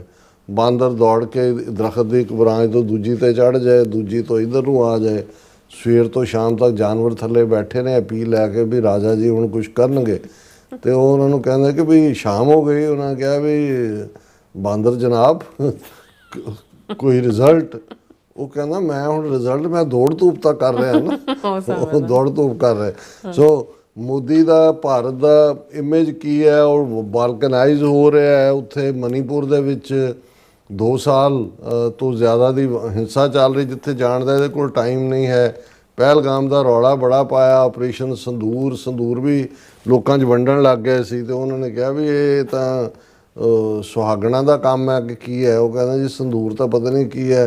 ਕਹਿੰਦਾ ਮੈਂ ਸਾਰਿਆਂ ਦੇ ਖੂਨ ਦੇ ਵਿੱਚ ਸੰਦੂਰ ਭਰ ਦਿਆਂਗਾ, ਪਰ ਗਰਾਊਂਡ ਦੇ ਉੱਤੇ ਕੋਈ ਕੰਮ ਨਹੀਂ। ਸੋ ਬਾਂਦਰ ਦੀ ਕਹਾਣੀ ਬਿਲਕੁਲ ਠੀਕ ਹੈ, ਦੌੜ ਧੂਪ ਕਰ ਰਿਹਾ। ਕਹਿ ਸਕਦੇ ਦੇਖੋ ਮੈਂ ਕੋਈ ਟਿੱਕੇ ਤੇ ਘਰ ਮੈਂ ਬਹਿੰਦਾ ਹੀ ਨਹੀਂ, ਮੈਂ ਤਾਂ ਦੇਖੋ ਤੁਹਾਡੀ ਖਾਤਰ ਹੀ ਜਾ ਰਿਹਾ, ਕਦੇ ਇਸ ਥਾਂ ਤੇ ਜਾ ਰਿਹਾ, ਕਦੇ ਉਸ ਥਾਂ ਤੇ ਜਾ ਰਿਹਾ। ਔਰ ਇਹਦੇ 'ਚ ਕੋਈ ਸ਼ੱਕ ਨਹੀਂ ਹੈ ਕਿ ਵੀ ਬੀਜੇਪੀ ਕਹਿ ਰਹੀ ਹੈ ਦੇਖੋ ਮੋਦੀ ਜੀ ਨੇ ਉਹ ਨੀਤੀ ਅਪਣਾਈ from non aligned to all aligned. ਕਿ ਪਹਿਲਾਂ ਨੀਤੀ ਸੀ ਕਿ ਆਲ ਅਲਾਈਨਡ ਕਿੱਥੇ, ਤੁਹਾਨੂੰ ਹਰ ਥਾਂ ਛਿੱਤਰ ਪੈ ਰਹੇ ਨੇ। ਬ੍ਰਿਕਸ ਦੇ ਵਿੱਚ ਹੋਏ, ਔਰ ਫਿਰ ਉਹ ਕਹਿ ਰਹੇ ਨੇ ਦੇਖੋ ਜੀ ਬ੍ਰਿਕਸ ਦੇ ਵਿੱਚ ਪਹਿਲਾਂ ਤਾਂ ਇੰਡੀਆ ਦਾ ਬੜਾ ਬੌਣਾ ਜਿਹਾ ਰੋਲ ਸੀ, ਹੁਣ 17 ਬਣ ਗਿਆ। ਮੋਦੀ ਜਿਵੇਂ ਜਾ ਕੇ ਉੱਥੇ ਸਟੇਟਮੈਂਟ, ਉਹ ਨਾ ਚਾਈਨਾ ਦਾ ਪ੍ਰੈਜ਼ੀਡੈਂਟ ਆਇਆ ਨਾ ਰਸ਼ੀਆ ਦਾ ਆਇਆ, ਉੱਥੇ ਤੁਹਾਡਾ ਜਲੂਸ ਨਿਕਲਿਆ ਪੂਰੀ ਤਰ੍ਹਾਂ। ਇਸ ਤੋਂ ਪਹਿਲਾਂ ਏਸ਼ੀਆਨ ਦੇ ਵਿੱਚ ਵੀ, ਔਰ ਜੋ ਅਮਰੀਕਾ 'ਚ ਟਰੰਪ ਕਰ ਰਿਹਾ, ਹਾਲਾਂਕਿ ਇਹ ਕਨਫਰਮ ਤਾਂ ਨਹੀਂ ਹੈ। ਸਾਡੇ ਵੀਰ ਸਾਹਿਬ ਬਲਵਿੰਦਰ ਸਿੰਘ ਇੰਡੀਆਨਾ ਨੇ ਅੱਜ ਮੈਨੂੰ ਇੱਕ ਵੋਰਾ ਆਪਣਾ ਸ਼ੋਅ ਕਰਦਾ, ਉਹਦੇ 'ਚ ਉਹਨੇ ਕਿਹਾ ਕਿ ਜੀ ਜਿਹੜੇ ਸ਼ਸ਼ੀ ਥਰੂਰ ਦੇ ਡੈਲੀਗੇਸ਼ਨ ਦੇ ਵਿੱਚ ਅਮਰੀਕਾ 'ਚ ਆਏ ਸੀ MP, ਉਹਨਾਂ 'ਚ 3 BJP ਦੇ MP ਵੀ ਸੀ, ਔਰ ਇੱਕ ਬਿਹਾਰ ਤੋਂ ਤੇ ਇੱਕ ਪਤਾ ਨਹੀਂ ਕਿੱਥੋਂ ਉੜੀਸਾ ਤੋਂ ਕਿ ਕੀ। ਔਰ ਉਹਨਾਂ 'ਚ ਇੱਕ ਜਿਹੜਾ ਹੈ ਉਹ ਸ਼ਿਵ ਸੈਨਾ ਵਾਲੇ ਦਾ ਟਰੰਪ ਦੇ ਮੁੰਡੇ ਦੇ ਨਾਲ ਯਾਰਾਨਾ ਸੀ, ਉਹਦੇ ਨਾਲ ਉਹਦੀ ਮੁਲਾਕਾਤ ਵਗੈਰਾ ਹੋਈ। ਉਹ ਵੀ ਵਪਾਰੀ ਹੈ ਜਿਹੜਾ ਸ਼ਿਵ ਸੈਨਾ ਵਾਲਾ। ਉਹਨੇ ਕਿਹਾ ਵੀ ਜਿਹੜਾ BJP ਵਾਲਾ ਉਹਨੂੰ ਲੱਗਾ ਵੀ ਮੈਂ ਕਿਵੇਂ ਰਹਿ ਗਿਆ। ਉਹਦਾ ਕੋਈ ਹੋਰ ਯਾਰ ਸੀ ਅਮਰੀਕਾ ਦੇ ਵਿੱਚ, ਉਹਦੇ ਰਾਹੀਂ ਉਹਨੇ ਕਿਹਾ ਜੀ ਮੈਨੂੰ ਤਾਂ ਟਰੰਪ ਨਾਲ ਮਿਲਾ ਦਿਓ ਜਰਾ ਜਾ ਕੇ, ਫਿਰ ਮੈਂ ਮੋਦੀ ਜੀ ਨੂੰ ਦੱਸਾਂਗਾ ਕੀ ਹੈ। ਉਹ ਕਿਵੇਂ ਕਰਦੇ ਕਰਾਂਦੇ ਜਿਹੜਾ ਫਲੋਰੀਡਾ ਹੋਮ ਹੈ ਇਹਦਾ ਟਰੰਪ ਦਾ, ਉੱਥੇ ਕਿਤੇ ਪਹੁੰਚ ਗਿਆ ਉਹ ਬਿਨਾਂ ਕੋਈ ਆਪਣੀ ਐਮਬੈਸੀ ਨੂੰ ਵੀ ਨਹੀਂ ਦੱਸਿਆ, ਆਪਣੇ ਡੈਲੀਗੇਸ਼ਨ ਨੂੰ ਵੀ ਨਹੀਂ ਦੱਸਿਆ। ਤੇ ਜਦੋਂ ਟਰੰਪ ਦੇ ਸਾਹਮਣੇ ਕਿਤੇ ਹੋਇਆ, ਉਹਨੇ ਕਿਹਾ ਜੀ ਮੈਂ ਮੋਦੀ ਜੀ ਦਾ ਬੰਦਾ ਖਾ ਜਾਂ ਦੂਜੇ। ਕਹਿੰਦਾ ਫਿਰ ਟਰੰਪ ਨੇ ਉਹ ਗਾਲ ਵਰਾਈ ਤੇ ਉਹ ਧੱਕੇ ਮਾਰ ਕੇ ਤੇ ਛਿੱਤਰ ਮਾਰ ਕੇ ਉੱਥੋਂ ਬਾਹਰ ਕੱਢਿਆ। ਉਹਨੇ ਕਿਹਾ ਜੀ ਵਕਤ ਪਿਆ ਹੋਇਆ ਇੰਡੀਆ 'ਚ ਵੀ ਕਿ ਵੀ ਇਹ ਪ੍ਰੋਟੋਕਾਲ ਵੀ ਟੁੱਟਾ, ਬੇਇੱਜ਼ਤੀ ਵੀ ਕਰਾਈ, ਦੂਜਾ ਵੀ ਹੋਇਆ। ਤੇ ਮੋਦੀ ਜੀ ਕੀ ਜੈ ਜੈਕਾਰ ਹੋ ਰਹੀ ਹੈ ਸਾਰੇ ਪਾਸੇ। ਉਹਨੇ ਮੋਦੀ ਦਾ ਨਾਮ ਸੁਣ ਕੇ ਉਹਨੇ ਛਿੱਤਰ ਲਾ ਲਿਆ। ਫਿਰ ਜਿਸ ਕਿਸਮ ਦੀਆਂ ਗਾਲਾਂ ਟਰੰਪ ਨੇ ਕੱਢੀਆਂ ਹੋਣੀਆਂ ਉਹ ਹੁਣ ਅਸੀਂ ਤਾਂ ਸ਼ੇਅਰ ਕਰ ਨਹੀਂ ਸਕਦੇ। ਸੋ ਕੁੱਲ ਮਿਲਾ ਕੇ ਹਾਲ ਤਾਂ ਇਹੀ ਹੈ ਕਿ ਵੀ ਹੁਣ ਜੇ ਜੰਗਲ ਦੇ ਰਾਜੇ ਬਾਂਦਰ ਬਣਾਓਗੇ ਤੇ ਫਿਰ ਉਹ ਦੌੜ ਧੂਪ ਹੀ ਕਰਨਗੇ, ਰਿਜ਼ਲਟ ਓਰੀਐਂਟਡ ਕੁਝ ਨਹੀਂ ਹੋਣਾ। ਜੀ ਡਾਕਟਰ ਸਾਹਿਬ ਤੁਹਾਡਾ ਬਹੁਤ ਬਹੁਤ ਸ਼ੁਕਰੀਆ। ਸੋ ਥਲੇ ਬ੍ਰੇਕ ਵਿਊਅਰਸ ਤੁਸੀਂ ਇਸੇ ਤਰ੍ਹਾਂ ਬਣੇ ਰਹਿਣਾ, ਮਿਲਦੇ ਹਾਂ ਆਫਟਰ ਦਿਸ ਸ਼ਾਰਟ ਬ੍ਰੇਕ।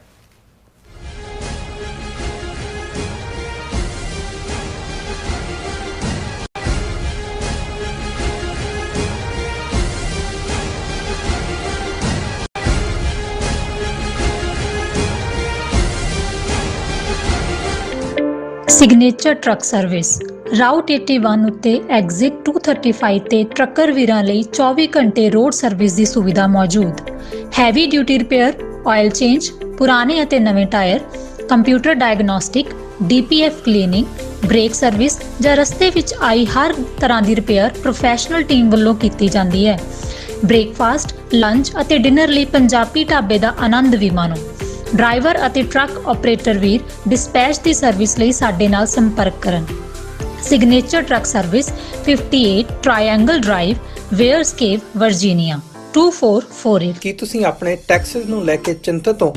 ਤੁਸੀਂ ਆਪਣੀ ਕਮਾਈ ਲਈ ਮਿਹਨਤ ਕਰਦੇ ਹੋ, ਭਾਵੇਂ ਤੁਸੀਂ ਨੌਕਰੀ ਵਿੱਚ ਹੋਵੋ ਜਾਂ ਆਪਣਾ ਬਿਜ਼ਨਸ ਚਲਾਉਂਦੇ ਹੋ।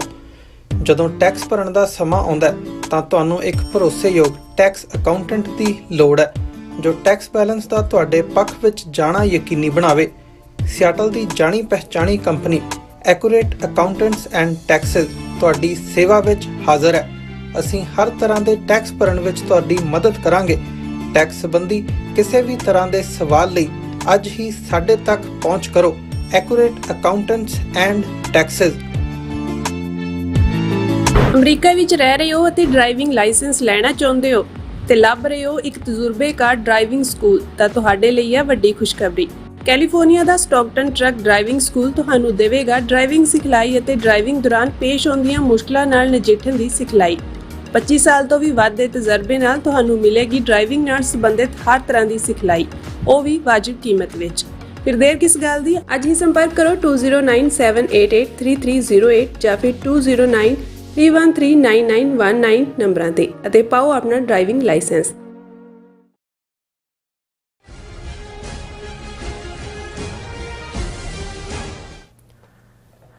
Viewers welcome back to programme. So viewers ਗੱਲਬਾਤ ਕਰਨ ਜਾ ਰਹੇ ਹਾਂ ਕਿ ਪਿਛਲੇ ਕੁਝ ਦਿਨਾਂ ਤੋਂ ਉੜੀਸਾ ਵਿੱਚ ਬੰਗਾਲੀਆਂ ਦੇ ਖਿਲਾਫ ਕਾਰਵਾਈ ਜਾਰੀ ਹੈ। ਭਾਰਤ ਦੀਆਂ ਹੋਰ ਥਾਵਾਂ ਤੇ ਗੈਰ ਕਾਨੂੰਨੀ ਬੰਗਲਾਦੇਸ਼ੀਆਂ ਦੇ ਨਾਂ ਥੱਲੇ ਬੰਗਾਲੀਆਂ ਨੂੰ ਹਰਾਸ ਕੀਤਾ ਜਾ ਰਿਹਾ ਔਰ ਇਸ ਤੇ ਟਿੱਪਣੀ ਕਰਦਿਆਂ ਪੱਛਮੀ ਬੰਗਾਲ ਦੀ ਮੁੱਖ ਮੰਤਰੀ ਮਮਤਾ ਬੈਨਰਜੀ ਨੇ ਕਿਹਾ ਹੈ ਕਿ ਬੰਗਾਲੀਆਂ ਨੂੰ ਆਪਣੇ ਮੁਲਕ ਵਿੱਚ ਹੀ ਘੁਸਪੈਠੀਆਂ ਬਣਾਇਆ ਜਾ ਰਿਹਾ ਔਰ ਵੱਧ ਰਿਹਾ ਖੇਤਰੀਵਾਦ ਇਸ ਗੱਲ ਦਾ ਸਬੂਤ ਹੈ ਕਿ ਭਾਰਤ ਟੋਟੇ ਹੋਣ ਵੱਲ ਵੱਧ ਰਿਹਾ। ਸੋ ਇਸ ਬਾਰੇ ਆਪਾਂ ਗੱਲਬਾਤ ਕਰਨ ਜਾ ਰਹੇ ਹਾਂ। ਸੋ ਅਸੀਂ ਚਾਹਾਂਗੇ ਕਿ ਤੁਸੀਂ ਇਸੇ ਤਰ੍ਹਾਂ ਬਣੇ ਰਹਿਣਾ। ਦੇਖਣ ਸੁਣ ਲਈ ਲਿਖਣ ਲਈ ਤੁਹਾਡਾ ਸਭ ਦਾ ਬਹੁਤ ਧੰਨਵਾਦ ਜੀ। ਡਾਕਟਰ ਸਾਹਿਬ ਕੀ ਵਿਚਾਰਾਂ ਨੇ? ਦੇਖੋ, ਜਦੋਂ ਅਸੀਂ ਇਹ ਰਿਪੀਟਡਲੀ ਕਹਿੰਦੇ ਹਾਂ ਕਿ ਵੀ ਭਾਰਤ ਕਦੇ ਵੀ ਹਿਸਟਰੀ ਦੇ ਵਿੱਚ ਇੱਕ ਜਿਓਗ੍ਰਾਫੀਕਲ ਯੂਨਿਟ, ਇੱਕ ਮੁਲਕ ਨਹੀਂ ਸੀ। ਜਿਸ ਬੁੱਧਾ ਦੇ ਜ਼ਮਾਨੇ ਦੀ ਗੱਲ ਹੁੰਦੀ ਹੈ, ਗੌਤਮ ਬੁੱਧ ਜਿਹੜਾ ਲਗਭਗ 2500 ਸਾਲ ਪਹਿਲਾਂ ਹੋਇਆ, ਜਦੋਂ ਬੁੱਧ ਪੀਰੀਅਡ ਦੀ ਪ੍ਰੋਗਰੈਸ ਪ੍ਰੋਸਪੈਰਿਟੀ ਦੀ ਗੱਲ ਹੁੰਦੀ ਹੈ, ਬਹੁਤੇ ਇਹ ਮੈਂਸ਼ਨ ਕਰਨ ਤੋਂ ਇਨਕਾਰੀ ਹੁੰਦੇ ਨੇ ਕਿ ਉਦੋਂ 570 ਸਟੇਟਾਂ ਭਾਰਤ ਦੇ ਵਿੱਚ ਇੰਡੀਪੈਂਡੈਂਟ ਜਿਹੜੇ ਐਮਪਾਇਰ ਸੀ ਜਾਂ ਕਿੰਗਡਮ ਸੀ ਜਾਂ ਰਿਆਸਤਾਂ ਸੀ ਜਾਂ ਰਾਜੇ ਸੀ, ਜੋ ਲਫ਼ਜ਼ ਮਰਜ਼ੀ ਕਹੋ, 570 ਐਗਜ਼ਿਸਟ ਕਰਦੇ ਸੀ। ਇਹ ਤਾਂ ਬ੍ਰਿਟਿਸ਼ਰਸ ਨੇ 200 ਸਾਲ ਉਸ ਖਿੱਤੇ ਦੇ ਉੱਤੇ ਰਾਜ ਕੀਤਾ, ਲਗਭਗ 100 ਸਾਲ ਪੰਜਾਬ ਦੇ ਉੱਤੇ, 98 ਸਾਲ, ਔਰ ਉਹਨਾਂ ਨੇ ਇੱਕ ਐਡਮਿਨਿਸਟ੍ਰੇਟਿਵ ਯੂਨਿਟ ਬਣਾਈ। ਜਾਣ ਲੱਗੇ ਉਹਨਾਂ ਦੋਵਾਂ ਦੇ ਵਿੱਚ ਵੰਡ ਗਏ, ਭਾਰਤ ਔਰ ਪਾਕਿਸਤਾਨ। ਸੋ ਕਦੇ ਵੀ ਪਾਕਿਸਤਾਨ ਤੋਂ ਓਬਵੀਅਸਲੀ 1947 ਦੇ ਵਿੱਚ ਹੀ ਹੋਂਦ ਦੇ ਵਿੱਚ ਆਉਂਦਾ, ਪਰ ਜੇ ਕਹਿਣਾ ਹੋਏ ਕਿ ਵੀ ਭਾਰਤ ਵੀ ਜਿਹੜਾ ਹੈ ਉਸ ਦੀ ਹੋਂਦ ਉਹਦੇ ਨਾਲ ਹੀ ਜੁੜੀ ਹੋਈ ਹੈ, ਤੇ ਗੱਲ ਗਲਤ ਨਹੀਂ ਹੋਏਗੀ। ਉਸ ਤੋਂ ਪਹਿਲਾਂ ਤੁਸੀਂ ਸਲਤਨਤਾਂ ਦੀ ਗੱਲ ਕਰ ਸਕਦੇ ਹੋ ਕਿ ਵੀ ਦਿੱਲੀ ਦੇ ਵਿੱਚ ਮੁਗਲ ਸਲਤਨਤ, ਉਸ ਤੋਂ 250-300 ਸਾਲ ਪਹਿਲਾਂ ਅਫਗਾਨਾ ਖਿਲਜੀ ਖਾਨਦਾਨ, ਗੌਰੀ ਖਾਨਦਾਨ, ਗੁਲਾਮ ਖਾਨਦਾਨ ਉਹਨਾਂ ਦੇ ਰਿਹਾ। ਪਰ ਉਹਦੇ 'ਚ ਵੀ ਨਾ ਤਾਂ ਸਾਊਥ ਇੰਡੀਆ ਉਸ ਰਾਜ ਦਾ ਹਿੱਸਾ ਸੀ, ਨਾ ਨਾਰਥ ਈਸਟ ਦੀਆਂ ਰਿਆਸਤਾਂ ਸੀ। ਔਰੰਗਜ਼ੇਬ ਦੇ ਵੇਲੇ ਸਭ ਤੋਂ ਜ਼ਿਆਦਾ ਜਿਹੜੀ ਹੈ ਉਹ ਉਸ ਦੀ ਐਕਸਟੈਂਸ਼ਨ ਹੋਈ ਰਾਜ ਦੀ। ਅਫਗਾਨਿਸਤਾਨ ਵੀ ਮੁਗਲਿਆ ਰਾਜ ਦਾ ਹਿੱਸਾ ਸੀ, ਜਿਹੜੇ ਅੱਡ ਮੁਲਕ ਨੇ। ਸੋ ਇਹ ਅਲਟੀਮੇਟਲੀ ਹੁਣ ਬਹੁਤ ਸਾਰਿਆਂ ਨੂੰ ਤੁਸੀਂ ਬੰਨ੍ਹ ਕੇ ਇੱਕ ਥਾਂ ਦੇ ਉੱਤੇ ਖੜਾ ਤਾਂ ਲਿਆ ਕੇ ਖੜਾ ਕਰ ਦਿੱਤਾ ਹੈ। ਔਰ ਜਿਹੜੀ ਇੰਡੀਅਨ ਕਨਸਟੀਟਿਊਸ਼ਨ ਦੀ ਇੱਕ ਦੁਬਿਧਾ ਜਾਂ ਡਿਊਲਿਟੀ ਜਾਂ ਇਹ ਕਹੋ ਕਿ ਕਨਫਿਊਜ਼ਨ ਰਿਹਾ ਕਿ ਨਾ ਤਾਂ ਉਹਨੇ ਚੱਜ ਨਾਲ ਉਹਨੂੰ ਫੈਡਰਲ ਕਨਸਟੀਟਿਊਸ਼ਨ ਬਣਾਇਆ ਕਿ ਇੱਕ ਫੈਡਰਲ ਦੇ ਵਿੱਚ ਹੁੰਦਾ ਹੈ ਕਿ ਵੀ ਯੂਨੀਅਨ ਆਫ ਸਟੇਟਸ, ਨਾ ਹੀ ਉਹਨੂੰ ਯੂਨਿਟਰੀ ਬਣਾਇਆ ਕਿ ਵੀ ਤੁਸੀਂ ਇੱਕ ਵਿੱਚ ਵਿਚਾਲਾ ਜਿਹਾ ਛੱਡ ਦਿੱਤਾ। ਹੁਣ ਕਹਿਣ ਨੂੰ ਤਾਂ ਇਹ ਹੈ ਕਿ ਜੀ ਸਟੇਟਾਂ ਦੇ ਕੋਲ ਆਪਣੀਆਂ ਅਸੈਂਬਲੀਆਂ, ਉਹਨਾਂ ਦੇ ਆਪਣੀਆਂ ਪਾਵਰਸ, ਰੈਜ਼ੀਡੂਅਲ ਪਾਵਰ ਸੈਂਟਰ ਕੋਲ, ਲੇਕਿਨ ਅਸੀਂ ਇਹ ਦੇਖਦੇ ਹਾਂ ਵੀ over a period of time ਜਿਹੜੇ ਥੋੜ੍ਹੇ ਬਹੁਤ ਐਲੀਮੈਂਟ ਫੈਡਰਲ ਦੇ ਸੀ ਉਹਦੇ 'ਚ, ਉਹ ਨਹਿਰੂ ਦੇ ਜ਼ਮਾਨੇ ਤੋਂ ਲੈ ਕੇ ਹੁਣ ਮੋਦੀ ਤੱਕ ਪਹੁੰਚਦੇ ਆ, ਉਹ ਬਿਲਕੁਲ ਯੂਨਿਟਰੀ ਬਣਾ ਦਿੱਤੇ ਗਏ। ਸਾਰੀ ਪਾਵਰ ਦਿੱਲੀ ਦੇ ਕੋਲ ਸੈਂਟਰਡ ਹੈ। ਜਿਹੜੀ ਲਾਅ ਐਂਡ ਆਰਡਰ ਵਰਗੀ ਸਟੇਟਾਂ ਨੂੰ ਸੀ, ਉਹ ਉਹਨਾਂ ਨੇ ਦਿੱਲੀ ਦੇ ਵਿੱਚ NIA ਨੈਸ਼ਨਲ ਇਨਵੈਸਟੀਗੇਟਿਵ ਏਜੰਸੀ ਜਾਂ ਟੈਰਰਿਜ਼ਮ ਦੇ ਉੱਤੇ ਕਾਨੂੰਨ ਬਣਾ ਕੇ ਉਹਦੇ ਥੱਲੇ ਉਹਨਾਂ ਨੇ ਸਟੇਟਾਂ ਦੇ ਵਿੱਚ ਆਪਣੀ ਪ੍ਰੈਜ਼ੈਂਸ ਰੱਖ ਲਈ। ਫਾਈਨੈਂਸ਼ੀਅਲੀ ਅੱਗੇ ਹੁੰਦਾ ਸੀ ਵੀ ਸਟੇਟ ਆਪਣਾ ਟੈਕਸ ਲਾਉਂਦੀ ਸੀ, ਇਹਨਾਂ ਨੇ ਫਾਈਨੈਂਸ਼ੀਅਲ ਰਿਫਾਰਮ ਦੇ ਨਾਂ ਥੱਲੇ ਕਿਹਾ ਜੀ ਸਾਰਾ ਇਕੱਠਾ ਫੈਡਰਲ ਟੈਕਸ ਲੱਗੇਗਾ, ਉਹਦੇ 'ਚੋਂ ਅੱਧਾ ਅਸੀਂ ਸਟੇਟਾਂ ਨੂੰ ਦਿਆਂਗੇ। ਉਹ ਦਿੰਦੇ ਨੇ, ਨਹੀਂ ਦਿੰਦੇ, ਲੇਕਿਨ ਉਹਦੇ ਥੱਲੇ ਵੀ ਉਹ ਪਾਵਰ ਯੂਸਰਪ ਕਰ ਲਈ, ਪੀ ਲਈ ਉਹਨਾਂ ਨੇ, ਜਿਹੜੀ ਸਟੇਟਾਂ ਦੇ ਕੋਲ ਸੀ।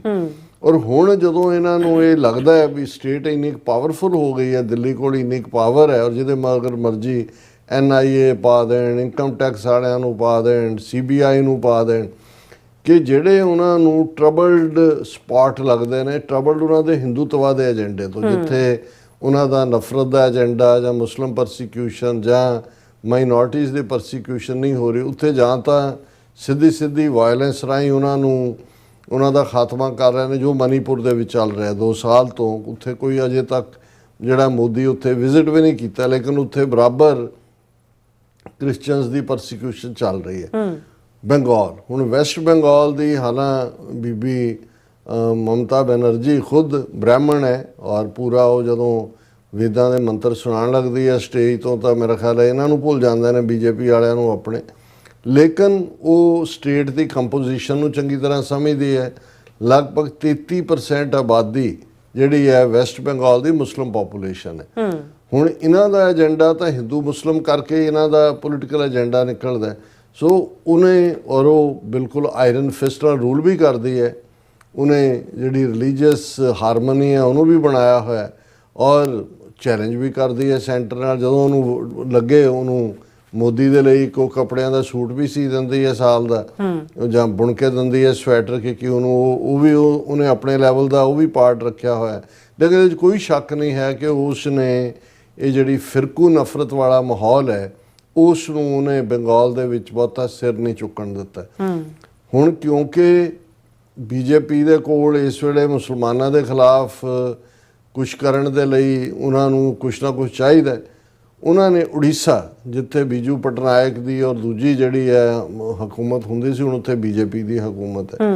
ਇਹਨਾਂ ਨੇ ਕੀ ਕਰਨਾ ਸ਼ੁਰੂ ਕੀਤਾ, ਇਹਨਾਂ ਨੇ ਕਿਹਾ ਜੀ ਅਸੀਂ, ਕਿਉਂਕਿ ਬੰਗਲਾਦੇਸ਼ ਦੇ ਹੱਥੋਂ ਨਿਕਲ ਗਿਆ ਇਹਨਾਂ ਦੇ, ਉਹ ਤਾਂ ਚੀਨ ਨਾਲ, ਪਾਕਿਸਤਾਨ ਨਾਲ, ਤੁਰਕੀ ਨਾਲ ਅਲਾਇੰਸ ਹੈ।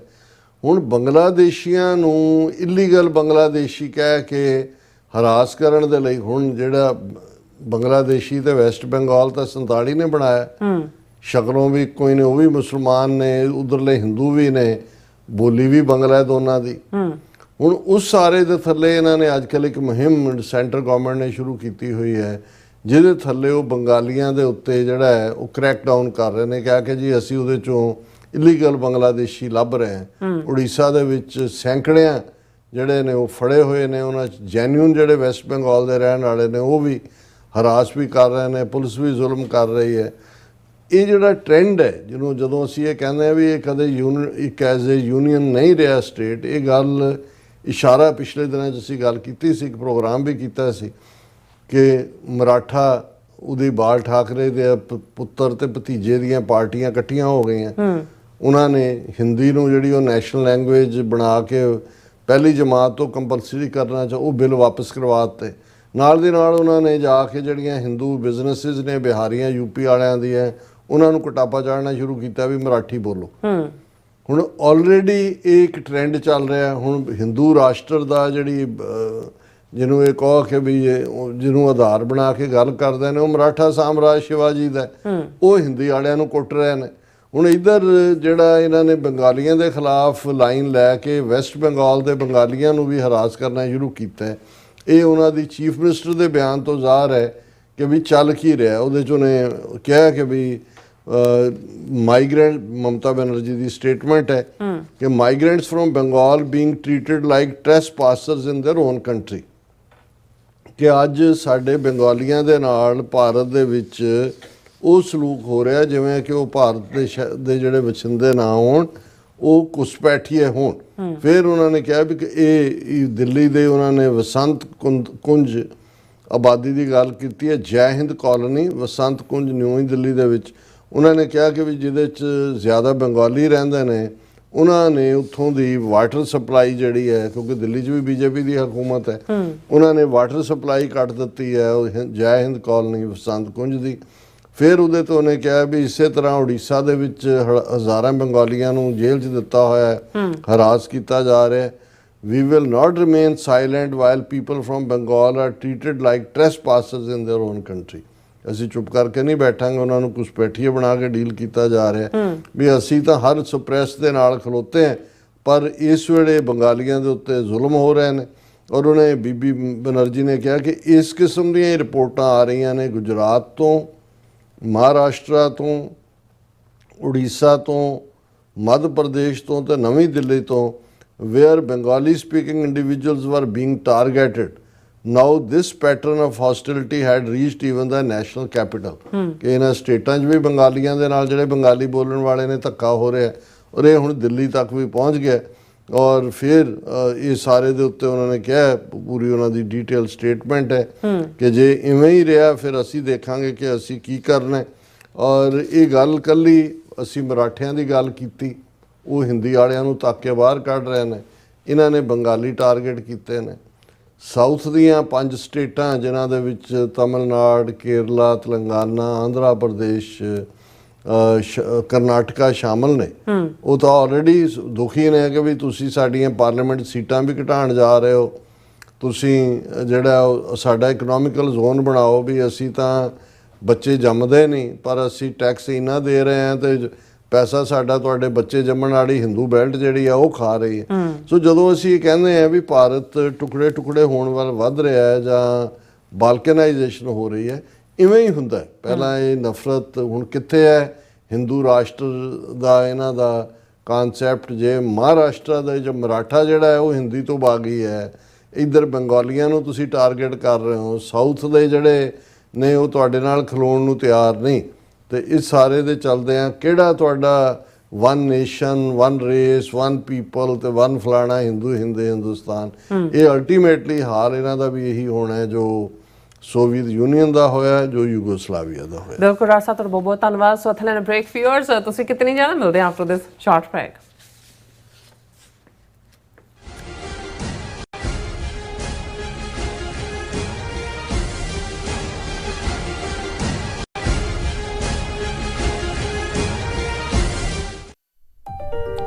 FBI ਤੋਂ ਮੈਂ ਹਾਂ ਸੁਖਵੀਰ ਕੌਰ ਤੇ ਹੁਣ ਸੁਣੋ FBI ਵੱਲੋਂ ਜ਼ਰੂਰੀ ਜਾਣਕਾਰੀ। ਸਾਡੇ ਦੇਸ਼ ਅਮਰੀਕਾ ਵਿੱਚ ਬਾਹਰਲੇ ਦੇਸ਼ਾਂ ਦੀਆਂ ਸਰਕਾਰਾਂ ਵੱਲੋਂ ਅੰਤਰਰਾਸ਼ਟਰੀ ਦਬਾਅ ਪਾਇਆ ਜਾ ਰਿਹਾ ਹੈ। ਇਸ ਨੂੰ ਰੋਕਣ ਲਈ FBI ਨੂੰ ਤੁਹਾਡੇ ਸਹਿਯੋਗ ਦੀ ਲੋੜ ਹੈ। ਵਿਦੇਸ਼ੀ ਸਰਕਾਰਾਂ ਜਾਂ ਉਹਨਾਂ ਦੇ ਮੁਲਾਜ਼ਮਾਂ ਜਾਂ ਮੁਖਬਰਾਂ ਵੱਲੋਂ ਅਮਰੀਕਾ ਵਿੱਚ ਵਸਦੇ ਕਿਸੇ ਵੀ ਇਨਸਾਨ ਨਾਲ ਕੀਤੇ ਜਾ ਰਹੇ ਅੰਤਰਰਾਸ਼ਟਰੀ ਦਬਾਅ ਦੀਆਂ ਕੁਝ ਕਿਸਮਾਂ ਇਹ ਨੇ: ਨਿਗਰਾਨੀ ਰੱਖਣੀ, ਪਿੱਛਾ ਕਰਨਾ, ਤੰਗ ਪਰੇਸ਼ਾਨ ਕਰਨਾ, ਅਗਵਾ ਕਰਨ ਦੀ ਕੋਸ਼ਿਸ਼ ਜਾਂ ਉਸ ਤੇ ਸਰੀਰਕ ਹਮਲਾ ਕਰਨਾ, ਅਤੇ ਧਮਕੀਆਂ ਤੇ ਡਰਾਵੇ ਰਾਹੀਂ ਜ਼ਬਰਦਸਤੀ ਕਿਸੇ ਭਾਈਚਾਰੇ ਜਾਂ ਵਿਅਕਤੀਆਂ ਬਾਰੇ ਜਾਣਕਾਰੀ ਇਕੱਠੀ ਕਰਨ ਦੀ ਕੋਸ਼ਿਸ਼ ਕਰਨੀ, ਕਿਸੇ ਨੂੰ ਉਸ ਦੇ ਮੂਲ ਦੇਸ਼ ਨੂੰ ਮੁੜਨ ਲਈ ਮਜਬੂਰ ਕਰਨਾ ਜਾਂ ਮੂਲ ਦੇਸ਼ ਵਿੱਚ ਵਸਦੇ ਉਸ ਦੇ ਰਿਸ਼ਤੇਦਾਰਾਂ ਨੂੰ ਡਰਾਉਣਾ ਜਾਂ ਹਿਰਾਸਤ ਵਿੱਚ ਲੈਣਾ, ਕਿਸੇ ਦੇ ਕੰਪਿਊਟਰ ਜਾਂ ਫੋਨ ਨੂੰ ਹੈਕ ਕਰਕੇ ਉਸ ਦੀ ਨਿੱਜਤਾ ਤੇ ਹਮਲਾ ਕਰਨਾ ਜਾਂ ਉਸ ਬਾਰੇ ਇੰਟਰਨੈਟ ਤੇ ਕੂੜ ਪ੍ਰਚਾਰ ਕਰਨਾ, ਕਿਸੇ ਦੀਆਂ ਵਿੱਤੀ ਜਾਇਦਾਦਾਂ ਨੂੰ ਜ਼ਬਤ ਕਰਨਾ। ਜੇ ਤੁਹਾਨੂੰ ਲੱਗਦਾ ਹੈ ਕਿ ਤੁਸੀਂ ਅੰਤਰਰਾਸ਼ਟਰੀ ਦਬਾਅ ਦੇ ਸ਼ਿਕਾਰ ਹੋ ਤਾਂ FBI ਨੂੰ ਹੁਣੇ ਕਾਲ ਕਰੋ 1-800-CALL-FBI ਜਾਂ 1-800-225-5324 ਤੇ ਸੰਪਰਕ ਕਰੋ। ਤੇ ਜੇ ਤੁਹਾਡੇ ਲਈ ਅੰਗਰੇਜ਼ੀ ਵਿੱਚ ਗੱਲ ਕਰਨਾ ਮੁਸ਼ਕਲ ਹੈ ਤਾਂ ਤੁਸੀਂ ਪੰਜਾਬੀ ਵਿੱਚ ਗੱਲ ਕਰਨ ਲਈ ਕਹਿ ਸਕਦੇ ਹੋ ਜਾਂ FBI ਦੀ ਵੈਬਸਾਈਟ tips.fbi.gov ਤੇ ਆਪਣੀ ਸ਼ਿਕਾਇਤ ਦਰਜ ਕਰਾਓ। ਹੋਰ ਜਾਣਕਾਰੀ ਲਈ ਦੇਖੋ fbi.gov/TNR। ਜੇਕਰ ਤੁਸੀਂ ਤੁਰੰਤ ਸਰੀਰਕ ਖਤਰੇ ਵਿੱਚ ਹੋ ਤਾਂ 911 ਤੇ ਕਾਲ ਕਰੋ। FBI ਵੱਲੋਂ ਤੁਹਾਡੀ ਰਿਪੋਰਟ ਕਦੀ ਵੀ ਕਿਸੇ ਵਿਦੇਸ਼ੀ ਸਰਕਾਰ ਨਾਲ ਸਾਂਝੀ ਨਹੀਂ ਕੀਤੀ ਜਾਵੇਗੀ। FBI ਦਾ ਮਨੋਰਥ ਅਮਰੀਕਾ ਵਿੱਚ ਵਸਦੇ ਲੋਕਾਂ ਦੀ ਰੱਖਿਆ ਕਰਨਾ ਅਤੇ ਯੂਨਾਈਟਿਡ ਸਟੇਟਸ ਦੇ ਸੰਵਿਧਾਨ ਨੂੰ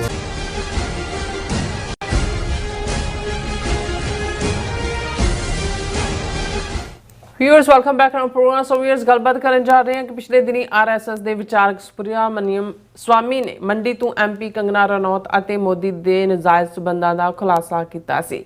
ਹੁਣ ਕੰਗਨਾ ਰਣੌਤ ਨੇ ਇੱਕ ਪੋਡਕਾਸਟ ਵਿੱਚ ਕਿਹਾ ਹੈ ਕਿ ਮੈਂ ਸਿਆਸਤ ਤੋਂ ਬੋਰ ਹੋ ਰਹੀ ਹਾਂ ਇਹ ਤਾਂ ਸੋਸ਼ਲ ਮੀਡੀਆ ਵਾਲਾ ਕੰਮ ਹੈ ਤੇ ਮੈਂ ਇੱਕ ਸਵਾਰਥੀ ਕਿਸਮ ਦੀ ਔਰਤ ਹਾਂ। ਸੋ ਵਿਊਅਰਸ, ਇਉਂ ਜਾਪਦਾ ਹੈ ਕਿ ਕੰਗਨਾ ਰਣੌਤ ਹੁਣ ਸਿਆਸਤ ਤੋਂ ਭੱਜਣ ਦਾ ਰਾਹ ਲੱਭ ਰਹੀ ਹੈ। ਸੋ ਇਸ ਬਾਰੇ ਆਪਾਂ ਗੱਲਬਾਤ ਕਰਨ ਜਾ ਰਹੇ ਹਾਂ, ਔਰ ਨਾਲ ਜਿਹੜੇ ਤੁਹਾਡੇ ਲਾਈਵ ਮੈਸੇਜ ਨੇ ਉਹ ਵੀ ਆਪਾਂ ਸ਼ੇਅਰ ਕਰਨ ਜਾ ਰਹੇ ਹਾਂ। ਸੋ ਅਸੀਂ ਚਾਹਾਂਗੇ ਕਿ ਤੁਸੀਂ ਇਸੇ ਤਰ੍ਹਾਂ ਬਣੇ ਰਹਿਣਾ। ਦੇਖਣ ਸੁਣਨੇ ਜਾਂ ਲਿਖਣ ਲਈ ਤੁਹਾਡਾ ਸਭ ਦਾ ਬਹੁਤ ਬਹੁਤ ਧੰਨਵਾਦ ਜੀ। ਰਾਜ ਸਾਹਿਬ, ਕੀ ਕਹਿਣਾ ਚਾਹੋਗੇ? ਦੇਖੋ, ਕੰਗਨਾ ਰਣੌਤ ਜਿਹੜੀ ਹਮੇਸ਼ਾ ਗਲਤ ਇਸ਼ੂਜ਼ ਦੇ ਉੱਤੇ ਹੀ ਖਬਰਾਂ ਦੇ ਵਿੱਚ ਹੁੰਦੀ ਹੈ। ਪਿਛਲੇ ਦਿਨਾਂ 'ਚ ਜਦੋਂ ਮੰਡੀ ਦੇ ਵਿੱਚ ਕਲਾਊਡ ਬਸਟ ਹੋਇਆ, ਜਿਹੜਾ ਇਹਦਾ ਪਾਰਲੀਮਾਨੀ ਹਲਕਾ ਹੈ, ਔਰ ਉਹਦੇ 'ਚ ਹੜ੍ਹ ਆਏ, 14 ਤੋਂ ਜ਼ਿਆਦਾ ਮੌਤਾਂ ਹੋਈਆਂ, ਬਹੁਤ ਸਾਰਾ ਜਿਹੜੀ ਹੈ ਬਰਬਾਦੀ ਹੋਈ। ਪਹਿਲਾਂ ਤਾਂ ਗਏ ਹੀ ਨਹੀਂ ਉੱਥੇ। ਜਦੋਂ ਐਨ ਸਿੱਖ ਸਭ ਤੋਂ ਪਹਿਲਾਂ ਪਹੁੰਚੇ ਉੱਥੇ, ਆਲੇ ਦੁਆਲੇ ਉੱਥੇ ਲੰਗਰ ਵੀ ਲਾਏ, ਔਰ ਜਿਹੜੇ ਸਿੱਖਾਂ ਨੂੰ ਨਫ਼ਰਤ ਕਰਦੇ ਆਏ ਨੇ, ਕਿਸਾਨ ਮੂਵਮੈਂਟ ਔਰ ਪੰਜਾਬ ਬਾਰੇ ਨੈਗੇਟਿਵਿਟੀ ਹੈ। ਫਿਰ ਜਦੋਂ ਇਹ ਗਈ ਤੇ ਉੱਥੇ ਵੀ ਜਿਹੜੀਆਂ ਇਸ ਦੀਆਂ ਵਿਜ਼ੂਅਲ ਸਾਹਮਣੇ ਆਈਆਂ, ਉੱਥੇ ਦੰਦ ਕੱਢ ਰਹੀ ਹੈ। ਹਾਲਾਂਕਿ ਲੋਕ ਜਿਹੜੇ ਦੁਖੀ ਔਰ ਤੜਫ ਰਹੇ, ਜਿਹਦੇ ਉੱਤੇ ਸੋਸ਼ਲ ਮੀਡੀਆ ਤੇ ਇਸ ਦਾ ਕਾਫੀ ਜਲੂਸ ਨਿਕਲਿਆ। ਪਰ ਸਭ ਤੋਂ ਜ਼ਿਆਦਾ ਜਿਹੜਾ ਇਸ ਵੇਲੇ ਪਿਛਲੇ ਦਿਨਾਂ 'ਚ ਚਰਚਾ 'ਚ ਰਿਹਾ ਸੁਬਰਾਮਨੀਅਮ ਸਵਾਮੀ, ਜਿਹੜਾ ਆਈਡੀਆਲੋਗ ਹੈ, ਵਿਚਾਰਕ ਹੈ ਹਿੰਦੂਤਵਾਦੀ ਆਈਡੀਓਲੋਜੀ ਦਾ, ਹਾਰਵਰਡ ਯੂਨੀਵਰਸਿਟੀ ਦੇ ਵਿੱਚ ਵੀ ਪੜ੍ਹਾਉਂਦਾ ਰਿਹਾ, ਔਰ ਜਿਹੜਾ ਰਾਜ ਸਭਾ ਦਾ ਮੈਂਬਰ ਵੀ ਰਿਹਾ, ਬੀਜੇਪੀ ਵੱਲੋਂ ਮਿਨਿਸਟਰ ਵੀ ਰਿਹਾ ਅੱਡ-ਅੱਡ ਮੌਕਿਆਂ 'ਤੇ, ਨਰਸਿਮਹਾ ਰਾਓ ਦੇ ਵੇਲੇ ਤੋਂ, ਔਰ ਪੱਕਾ ਹਿੰਦੂ ਤੋਂ ਵੀ। ਉਹਨੇ ਇੱਕ ਇੰਟਰਵਿਊ ਦੇ ਵਿੱਚ ਇਹ ਕਿਹਾ ਕਿ ਵੀ ਕੰਗਨਾ ਰਣੌਤ ਦੇ ਤਾਂ ਮੋਦੀ ਦੇ ਨਾਲ ਉਹਨੇ ਕਿਹਾ ਵੀ ਮੇਰਾ ਦੋਸਤ ਰਿਹਾ ਮੋਦੀ, ਮੈਂ ਬਹੁਤ ਚੰਗੀ ਤਰ੍ਹਾਂ ਜਾਣਦਾ। ਇਹ ਚੋਰੀ ਛਿਪੇ ਜਿਹੜਾ ਇਹਨੂੰ ਕੰਗਨਾ ਰਣੌਤ ਨੂੰ ਮਿਲਦਾ ਰਹਿੰਦਾ ਸੀ। ਸੋ ਜਿਹਨਾਂ ਬਹੁਤਿਆਂ ਨੂੰ ਇਹ ਗੱਲ ਦੀ ਸਮਝ ਨਹੀਂ ਸੀ ਕਿ ਵੀ ਆਲ ਆਫ ਏ ਸਡਨ ਉਹ ਔਰਤ ਜਿਹਦਾ ਕੋਈ ਸਿਆਸਤ ਨਾਲ ਲਾਗਾ ਦੇਗਾ ਨਹੀਂ, ਜਿਸ ਦੀ ਵੈਸੇ ਵੀ ਅਕਲ ਜਿਹੜੀ ਹੈ ਉਹ ਜ਼ਿਆਦਾ ਘਾਹ ਹੀ ਚਰਦੀ ਹੈ, ਉਹਨੂੰ MP ਦੀ ਟਿਕਟ ਮੰਡੀ ਤੋਂ ਦੇਣਾ, ਔਰ ਜਿਹੜੀ ਘਰੋਂ ਭੱਜ ਗਈ ਯੰਗ ਉਮਰ ਦੇ ਵਿੱਚ, ਉਹਦੇ ਪੇਰੈਂਟਸ ਨਾਲ ਵੀ ਕੋਈ ਬਹੁਤਾ ਨਹੀਂ ਸੀ, ਔਰ ਦੂਜਾ ਕਿ ਵੀ ਐਸਾ ਪਿੱਛੇ ਕੀ ਹੈ ਕਿ ਵੀ ਉਹਨੂੰ ਇਸ ਲੈਵਲ ਦੇ ਉੱਤੇ ਜਿਹੜਾ ਹੈ ਉਹ ਦਿੱਤਾ। ਉਹ ਜਦੋਂ ਹੁਣ ਸੁਬਰਾਮਨੀਅਮ ਸਵਾਮੀ ਨੇ ਉਹ ਸਾਰਾ ਭੇਤ ਖੋਲ੍ਹਿਆ, ਹੋਰ ਵੀ ਉਹਨੇ ਬਹੁਤ ਸਾਰੀਆਂ ਗੱਲਾਂ ਮੋਦੀ ਦੇ ਹਵਾਲੇ ਨਾਲ ਕੀਤੀਆਂ ਨੇ, ਪਰ ਇਹ ਸਾਡਾ ਸਬਜੈਕਟ ਨਹੀਂ ਹੈ, ਨਾ ਹੀ ਅਸੀਂ ਇਸ ਕਿਸਮ ਦੇ ਗੱਲ 'ਚ ਕੋਈ ਰੀਜੋਇਸ ਕਰਨਾ ਚਾਹੁੰਦੇ ਹਾਂ।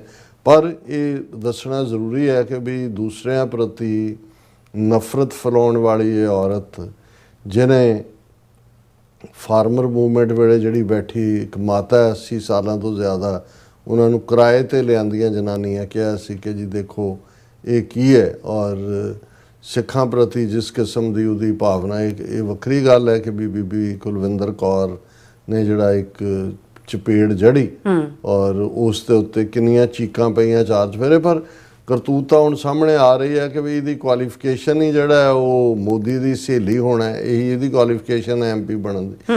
ਪਰ ਬਤੌਰੇ MP ਕਿੰਨਿਆਂ ਨੇ ਪਾਰਲੀਮੈਂਟ ਦੀ ਇਸ 1 ਸਾਲ ਦੀ ਕਾਰਗੁਜ਼ਾਰੀ ਦੇ ਵਿੱਚ ਇਸ ਦਾ ਦੇਖਿਆ ਵੀ ਨੇ ਕੀ ਕਿਹਾ। ਹੁਣ ਜਦੋਂ ਫਲੱਡ ਔਰ ਦੂਜੇ ਆਏ, ਔਰ ਇਹਦਾ ਕਿਸ ਕਿਸਮ ਦਾ ਇੱਕ ਤਾਂ ਐਲੀਟ ਕਲਾਸ ਹੁੰਦੀ ਹੈ ਜਿਹੜੀ ਖਾਨਦਾਨੀ ਪੁਸ਼ਤੈਨੀ ਅਮੀਰ ਹੁੰਦੇ ਨੇ, ਇੱਕ ਉਸ ਕਿਸਮ ਦੇ ਘਟੀਆ ਲੋਕ ਜਿਹੜੇ ਅਹਿਸਾਸੇ ਕਮਤਰੀ ਦਾ ਸ਼ਿਕਾਰ ਹੁੰਦੇ ਨੇ, ਉਹਨਾਂ ਨੂੰ ਕੁਝ ਮਿਲ ਜਾਂਦਾ ਹੈ ਔਰ ਉਹ ਫਿਰ ਦੂਸਰਿਆਂ ਨੂੰ ਨਫ਼ਰਤ ਦੇ ਨਾਲ ਔਰ ਜਿਹੜਾ ਹੈ ਉਹ ਛੋਟਾਪਨ ਕਰਕੇ ਦੇਖਦੇ ਨੇ।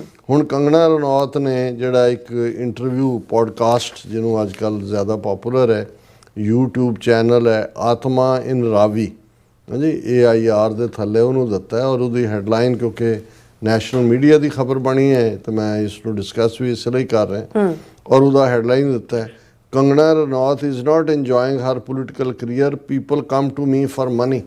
ਉਹ ਕਹਿੰਦੇ ਲੋਕ ਮੇਰੇ ਕੋਲ, ਹੁਣ ਉੱਥੇ ਜਦੋਂ ਗਈ ਹੋਣੀ ਆ, ਉਹਨਾਂ ਨੇ ਕਿਹਾ ਜੀ ਸਾਡਾ ਸਭ ਕੁਝ ਰੁੜ ਗਿਆ। ਉਹ ਕਹਿੰਦੇ ਇਹ ਤਾਂ ਮੇਰਾ ਕੰਮ ਨਹੀਂ, ਮੈਂ ਤਾਂ MP ਹਾਂ, ਇਹ ਤਾਂ ਪੰਚਾਇਤ ਵਾਲਾ। ਉਹਨੂੰ ਕਿਹਾ ਜੀ ਤੇਰੇ ਕੋਲ ਵੀ ਤਾਂ ਪੈਸੇ ਨੇ। ਹੁਣ ਕਿਉਂਕਿ ਜਿਹੜੇ ਕੱਲਾ MP ਹੈ, ਸ਼ਾਇਦ 1 ਸਾਲ ਦਾ 8 ਕਰੋੜ ਰੁਪਏ ਦੀ ਡਿਸਕ੍ਰਿਸ਼ਨ ਹੁੰਦੀ ਹੈ ਉਹਦੇ ਕੋਲ, ਉਹ ਆਪਣੇ ਹਲਕੇ 'ਚ ਖਰਚ ਸਕਦਾ। ਜਿਵੇਂ ਪਿਛਲੇ ਦਿਨਾਂ 'ਚ ਸੀ ਕਿ ਹਰਸਿਮਰਤ ਕੌਰ ਬਾਦਲ, ਉਹਦੇ ਅਨਯੂਜ਼ਡ ਹੀ ਪਏ ਹੋਏ ਨੇ, ਉਹ ਦਿੰਦੇ ਹੀ ਨਹੀਂ ਕਿਸੇ ਨੂੰ, ਉਹ ਆਪਣੇ ਲੱਭ ਰਹੇ ਹੋਣੇ ਨੇ ਵੀ ਕਿਹਨੂੰ ਦੇਣਾ ਤੇ ਕਿਹਨੂੰ ਨਹੀਂ ਦੇਣਾ। ਅੱਜ ਕੱਲ੍ਹ ਤਾਂ ਫਿਰ ਭਰਾ ਫਸਿਆ ਹੋਇਆ ਵਿਕਰਮ ਮਜੀਠੀਆ, ਉੱਧਰ ਦਾ ਵਿਚਾਰੀ ਬਿਜ਼ੀ ਹੈ, ਲੇਕਿਨ ਓਵਰਆਲ ਜਿਹੜਾ ਹੁਣ ਇਹ ਆਪਣੇ ਆਪ 'ਚ ਹੀ ਸ਼ੋਅ ਕਰਦਾ ਵੀ ਪੈਸੇ ਤੇਰੇ ਪਿਓ ਦੇ ਨੇ, ਪੈਸੇ ਵੀ ਟੈਕਸ ਪੇਅਰ ਮਨੀ ਹੈ, ਐਮਪੀਜ਼ ਨੂੰ ਉਹਨਾਂ ਨੇ ਇਸ ਲਈ ਦਿੱਤੇ ਕਿ ਉਹਨਾਂ ਦਾ ਭਾਰ ਵਧਾਇਆ ਜਾਏ ਆਪਣੇ ਹਲਕਿਆਂ 'ਚ, ਕਿ ਵੀ ਉਹ ਆਪਣੇ ਲੈਵਲ ਤੇ ਜਦੋਂ ਸਰਦਾਰ ਸਿਮਰਨਜੀਤ ਸਿੰਘ ਮਾਨ ਐਮਪੀ ਸੀ ਔਰ ਉਹਨਾਂ ਨੇ ਪੂਰਾ ਸਾਲ ਦਾ ਗਿਣ ਕੇ ਕਿ ਭਾਈ ਜੇ 7 ਜਾਂ 8 ਅਸੈਂਬਲੀ ਹਲਕੇ ਪੈਂਦੇ ਨੇ ਪਾਰਲੀਮੈਂਟਰੀ ਹਲਕੇ 'ਚ, ਕਿੱਥੇ ਉਹਨਾਂ ਨੇ ਸੜਕ ਲਈ ਦਿੱਤਾ, ਕਿੱਥੇ ਜੰਝ ਘਰ ਲਈ ਦਿੱਤੇ, ਕਿੱਥੇ ਕੀ,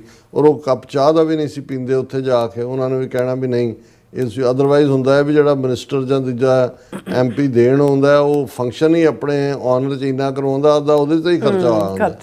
ਫਿਰ ਮਾਈ ਜਿਹੜੀ ਹੈ ਉਹ ਕਹਿੰਦੇ ਆ ਕਿ ਜੀ ਮੈਂ ਹੁਣ ਕੀ ਕਰਾਂ, I wouldn't say that I am enjoying, it's very difficult kind of work. ਇਹ ਤਾਂ ਸਮਾਜ ਸੇਵਾ ਹੈ।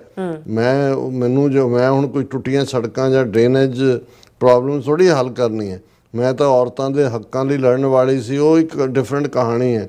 ਹੁਣ ਸਮਬਡੀਜ਼ ਨਾਲੀ is broken and I am like, ਉਹ ਮੇਰੇ ਕੋਲ ਆਉਂਦੇ ਨੇ ਕਹਿਣਗੇ ਕਿ ਜੀ ਇਹ ਸਾਡੀਆਂ ਨਾਲੀਆਂ ਬਣਾ ਦਿਓ, ਅਤੇ ਮੈਂ ਜਦੋਂ ਕਹਿੰਦੇ ਹਾਂ ਕਿ ਬਈ ਇਹ ਪੰਚਾਇਤ ਲੈਵਲ ਦਾ ਕੰਮ ਹੈ, ਅਤੇ ਉਹ ਕਹਿੰਦੇ ਨੇ ਦੇ don't care, when they see you they come to you with problems like broken roads, and I tell them that is state government issue, and they say you have money, you use your own money, ਕਿ ਵੀ ਤੇਰੇ ਕੋਲ ਵੀ ਹੈ, ਤੂੰ ਦੇ ਇੱਥੇ ਪੈਸੇ। ਔਰ ਫਿਰ ਉਹਨੂੰ ਪੁੱਛਿਆ ਕਿ ਵੀ ਇਹ ਸਾਰੇ ਦੇ ਚਲਦਿਆਂ ਤੂੰ ਕੀ ਦੇਖਦੀ ਹੈ, ਕਿ ਉਹਨੇ ਕਿਹਾ ਜੀ ਨਹੀਂ ਮੈਂ ਤਾਂ ਜਿਸ life style the use to ਹੈਗੀ ਹੈ ਉਹ ਤਾਂ ਲਾਈਫ ਸਟਾਈਲ ਹੈ ਕਿ ਮੈਂ ਇੱਕ ਸੈਲਫਿਸ਼ ਔਰਤ ਹੈ, ਸੋਸ਼ਲ ਵਰਕ ਮੇਰਾ ਕੰਮ ਨਹੀਂ ਹੈ। I have lived A selfish life, I want A big house, A big car and diamonds, ਕਿ ਮੈਨੂੰ ਵੱਡਾ ਘਰ ਚਾਹੀਦਾ, ਵੱਡੀ ਗੱਡੀ ਚਾਹੀਦੀ, ਤੇ ਹੀਰੇ ਚਾਹੀਦੇ ਨੇ। ਤੇ ਬੀਬੀ ਤੂੰ ਜਾ ਫਿਰ ਜਿੱਥੋਂ ਆਈ ਆ ਉੱਥੋਂ ਹੀ। ਸੋ ਮੈਨੂੰ ਇਹ ਲੱਗਦਾ ਕਿ ਵੀ ਕੋਈ ਮੈਨੂੰ ਹੈਰਾਨੀ ਨਹੀਂ ਹੋਏਗੀ ਵੀ ਇਨ ਬਿਟਵੀਨ ਛੱਡ ਕੇ ਹੀ ਭੱਜੀ ਹੋਏ ਔਰ ਮੰਡੀ ਬਾਈ ਇਲੈਕਸ਼ਨ ਹੋ ਰਹੀ ਹੋਏ। ਪਰ ਇਹ ਹੁਣ ਆਪਣੇ ਆਪ ਦੇ ਵਿੱਚ ਬਹੁਤ ਵਾਰ ਇਹ ਹੁੰਦਾ ਹੈ ਕਿ ਵੀ ਵਕਤ ਹੀ ਆਨਸਰ ਹੁੰਦਾ ਹੈ। ਜਿਸ ਲੈਵਲ ਤੇ ਇਹਨੂੰ ਬਿਲਟ ਕੀਤਾ ਹੈ ਹਿੰਦੂ ਤਵੀਆਂ ਨੇ, ਇਹਨੂੰ ਆਪਣਾ ਸ਼ੋਅ ਗਰਲ ਬਣਾਇਆ। ਹੁਣ ਇਹਨਾਂ ਦਾ ਅੰਦਰੂਨੀ ਭੇਤੀ ਸੁਬਰਾਮਨੀਅਮ ਸਵਾਮੀ ਦੱਸ ਰਿਹਾ ਵੀ ਇਹ ਇੱਕ ਬਦ ਅਖਲਾਕ ਔਰਤ ਹੈ, ਔਰ ਜੋ ਹੁਣ ਐਮਪੀ ਜਿਨ੍ਹਾਂ ਲੋਕਾਂ ਨੇ ਵੋਟਾਂ ਪਾਈਆਂ ਉਹਨਾਂ ਨੂੰ ਕਹਿ ਰਹੀ ਹੈ ਜੀ ਇਹ ਤਾਂ ਪੈਸੇ ਮੰਗਣ ਆ ਜਾਂਦੇ ਨੇ, ਤਾਂ ਟੁੱਟੀਆਂ ਸੜਕਾਂ ਠੀਕ ਕਰਾਉਣਾ ਚਾਹੁੰਦੇ ਨੇ, ਮੇਰਾ ਕੰਮ ਥੋੜ੍ਹੀ ਹੈ, ਮੈਂ ਤਾਂ ਵੱਡਾ ਘਰ, ਹੀਰੇ ਔਰ ਵੱਡੀ ਗੱਡੀ ਚਾਹੁੰਦੀ ਹੈ। ਸੋ ਇਹ ਹੈ ਹਿੰਦੂਤਵਾਦ ਦੀ ਆਈਡੀਓਲੋਜੀ ਦੀ ਹਕੀਕਤ। ਬਿਲਕੁਲ ਡਾਕਟਰ ਸਾਹਿਬ, ਤੁਹਾਡਾ ਬਹੁਤ ਬਹੁਤ ਸ਼ੁਕਰੀਆ। ਹੁਣ ਆਪਾਂ ਆਪਣੇ ਜਿਹੜੇ ਵਿਊਅਰਸ ਮੈਸੇਜ ਨੇ ਉਹ ਲੈਣ ਜਾ ਰਹੇ ਹਾਂ। ਧਰਮ ਸਿੰਘ ਜੀ ਸਾਡੇ ਪਹਿਲੇ ਵਿਊਅਰ ਨੇ, ਫਤਿਹ ਬੁਲਾਉਂਦੇ ਨੇ। ਵਾਹਿਗੁਰੂ ਜੀ ਕਾ ਖਾਲਸਾ, ਵਾਹਿਗੁਰੂ ਜੀ ਕੀ ਫਤਿਹ। ਔਰ ਸੋਨਮਲ ਜੀ, ਸਰਦਾਰ ਸਾਹਿਬ ਜੀ, ਡਾਕਟਰ ਪਰਮਜੀਤ ਸਿੰਘ ਸਮਰਾ ਜੀ, sorry about that, and Jagtar Singh Goldy ਜੀ, ਔਰ ਇਹ ਦਿੱਲੀ ਤੋਂ ਸਾਨੂੰ ਦੇਖ ਰਹੇ ਨੇ, ਔਰ ਖਾਨ ਬਨਾਰਸ ਜੀ ਵੀ, ਔਰ ਮੁਹੰਮਦ ਜਾਕੂਬ ਜੀ ਵੀ ਕਹਿੰਦੇ ਕਿ ਰਾਜ ਕਰੇਗਾ Khalsa, Khalsa for Khalistan, long live Khalistan, and Kashmir India get out from Kashmir and Khalistan. Nihang Singh ji ਵੀ, ਮੁਹੰਮਦ जाकूब जी कहते बस बस यंग जनरेशन को नाच गाने पर लगा दिया है, पाकिस्तान में भी और खालिस्तान में भी। हरमन पन्नू जी भी, बिल्ली सिंह जी भी कहते गैंग नहीं, इंडिया दी एजेंसीज दे बंदे हन। राजनप्रीत सिंह जी भी और बिल्ले कहते ने गैंग्स भी उन्हां दियां खड़ियां कीतियां ने, ठीक कह रहे हो तुसीं। और बिल्ले सिंह जी कहते हैं कि अमानत मान यूज्ड एज विश कन्या मुंडियो इन्हां तो बचना। और जसवीर सिंह बराड़ जी भी, और फिर इस तरह डॉक्टर परमजीत सिंह समरा जी भी इस तरह दियां कहते वारदातां कालियां बिल्लियां तो भारतीय एजेंसियां वालों करवाइयां जांदियां हन। और राजविंदर सिंह जी भी और मुहम्मद जाकूब जी भी, और फिर इस तरह अमरजीत सिंह सैनी जी भी, लाडी सिंह जी भी, रणजीत सिंह जी भी, और जगतार सिंह गोल्डी जी भी, और बिलाल अहमद जी अस्सलाम वालेकुम कहते ने, और जुमा मुबारक कहते ने, जुमा मुबारक तो। हाँ जी। फिर इस तरह हाँ जी, लाहौर च कहते मौसम जड़ा है वो साफ है, बारिश कहते नहीं हो रही। चलो हुण ठंड हो गई होनी जिन्नी हाँ जी, हाँ जी। कुलदीप कौर जी भी, और फिर इस तरह बिलाल अहमद जी कहते हैं कि डॉक्टर साहब से कौम का और मुसलमानों का दुश्मन एक ही है, इंडिया हम लोगों की बैड लक है, हमारा दुश्मन भी कमजर्फ है, पता नहीं की कहना चाहते हैं। और फिर इसी तरह बिलाल जी कहते हैं कि डॉक्टर साहब उर्दू को जमा है पता नहीं Brar, Modi going to downfall. और फिर इसे हाँ जी, सुरजीत कौर जी भी, और इसी तरह मोहम्मद जाकूब जी कहते हैं कि ज़बरदस्त खानी बांदर की, डॉक्टर साहब वाकई मोदी बांदर है। और कहते ताज़ा खबर इंडिया को ब्रिक्स से निकाल दिया गया है। ਔਰ ਬਿਲਾਲ ਜੀ ਕਹਿੰਦੇ ਨੇ ਕਿ ਮੋਦੀ ਜੀ ਵੀ ਲਾਈਕ ਧੋਬੀ ਦਾ ਕੁੱਤਾ ਘਰ ਦਾ ਨਾ ਘਾੜਦਾ। ਬਿਲਕੁਲ ਠੀਕ ਫਰਮਾਇਆ। ਔਰ ਨੂਪਾ ਜੀ ਸਤਿ ਸ਼੍ਰੀ ਅਕਾਲ ਕਹਿੰਦੇ ਨੇ। ਫਿਰ ਇਸੇ ਤਰ੍ਹਾਂ ਇੰਦਰਜੀਤ ਸਿੰਘ ਸੰਧੂ ਜੀ ਵੀ, ਔਰ ਫਿਰ ਇਸੇ ਤਰ੍ਹਾਂ ਗੁਰਪ੍ਰੀਤ ਸਿੰਘ ਜੀ ਵੀ, ਅਮਨ ਸਿੰਘ ਖਾਲਸਾ ਜੀ ਵੀ, ਗੁਰਪ੍ਰੀਤ ਸਿੰਘ ਜੀ ਵੀ, ਸਿੰਘ ਗਰਚਾ ਜੀ, ਜਤਿੰਦਰ ਸਿੰਘ ਜੀ, ਸਭ ਦਾ ਬਹੁਤ ਬਹੁਤ ਸ਼ੁਕਰੀਆ। ਸੋ ਇਸ ਤਰ੍ਹਾਂ ਆਪਣੇ ਵਿਊਅਰਸ ਕੋਲ ਨੇ ਇਜਾਜ਼ਤ। ਵਿਊਅਰਸ, ਸਾਡੇ ਪ੍ਰੋਗਰਾਮ ਦਾ ਸਮਾਂ ਇੱਥੇ ਮੁੱਕਦਾ। ਤੁਸੀਂ ਆਪਣੀ ਰਾਏ ਤੇ ਸੁਝਾਅ ਸਾਨੂੰ ਭੇਜਣਾ ਭੁੱਲਣਾ ਸਾਡੇ ਇਸ ਪਤੇ ਤੇ SOS@tverifor.tv ਤੇ। ਅਸੀਂ ਆਪਣਾ ਪ੍ਰੋਗਰਾਮ ਲੈ ਕੇ ਫਿਰ ਦੁਬਾਰਾ ਤੁਹਾਡੇ ਰੂਬਰੂ ਹੋਵਾਂਗੇ। ਤਦ ਤੱਕ ਲਈ ਮੈਨੂੰ ਤੇ ਆਪਣਾ ਸੁਣਾ ਗਿਆ ਦੋ। ਦੇਖਦੇ ਰਹੋ TV 84। ਬੁਲਾ ਦਿਓ ਫਤਿਹ। ਵਾਹਿਗੁਰੂ ਜੀ ਕਾ ਖਾਲਸਾ, ਵਾਹਿਗੁਰੂ ਜੀ ਕੀ ਫਤਿਹ। ਰੱਬ ਰਾਖਾ।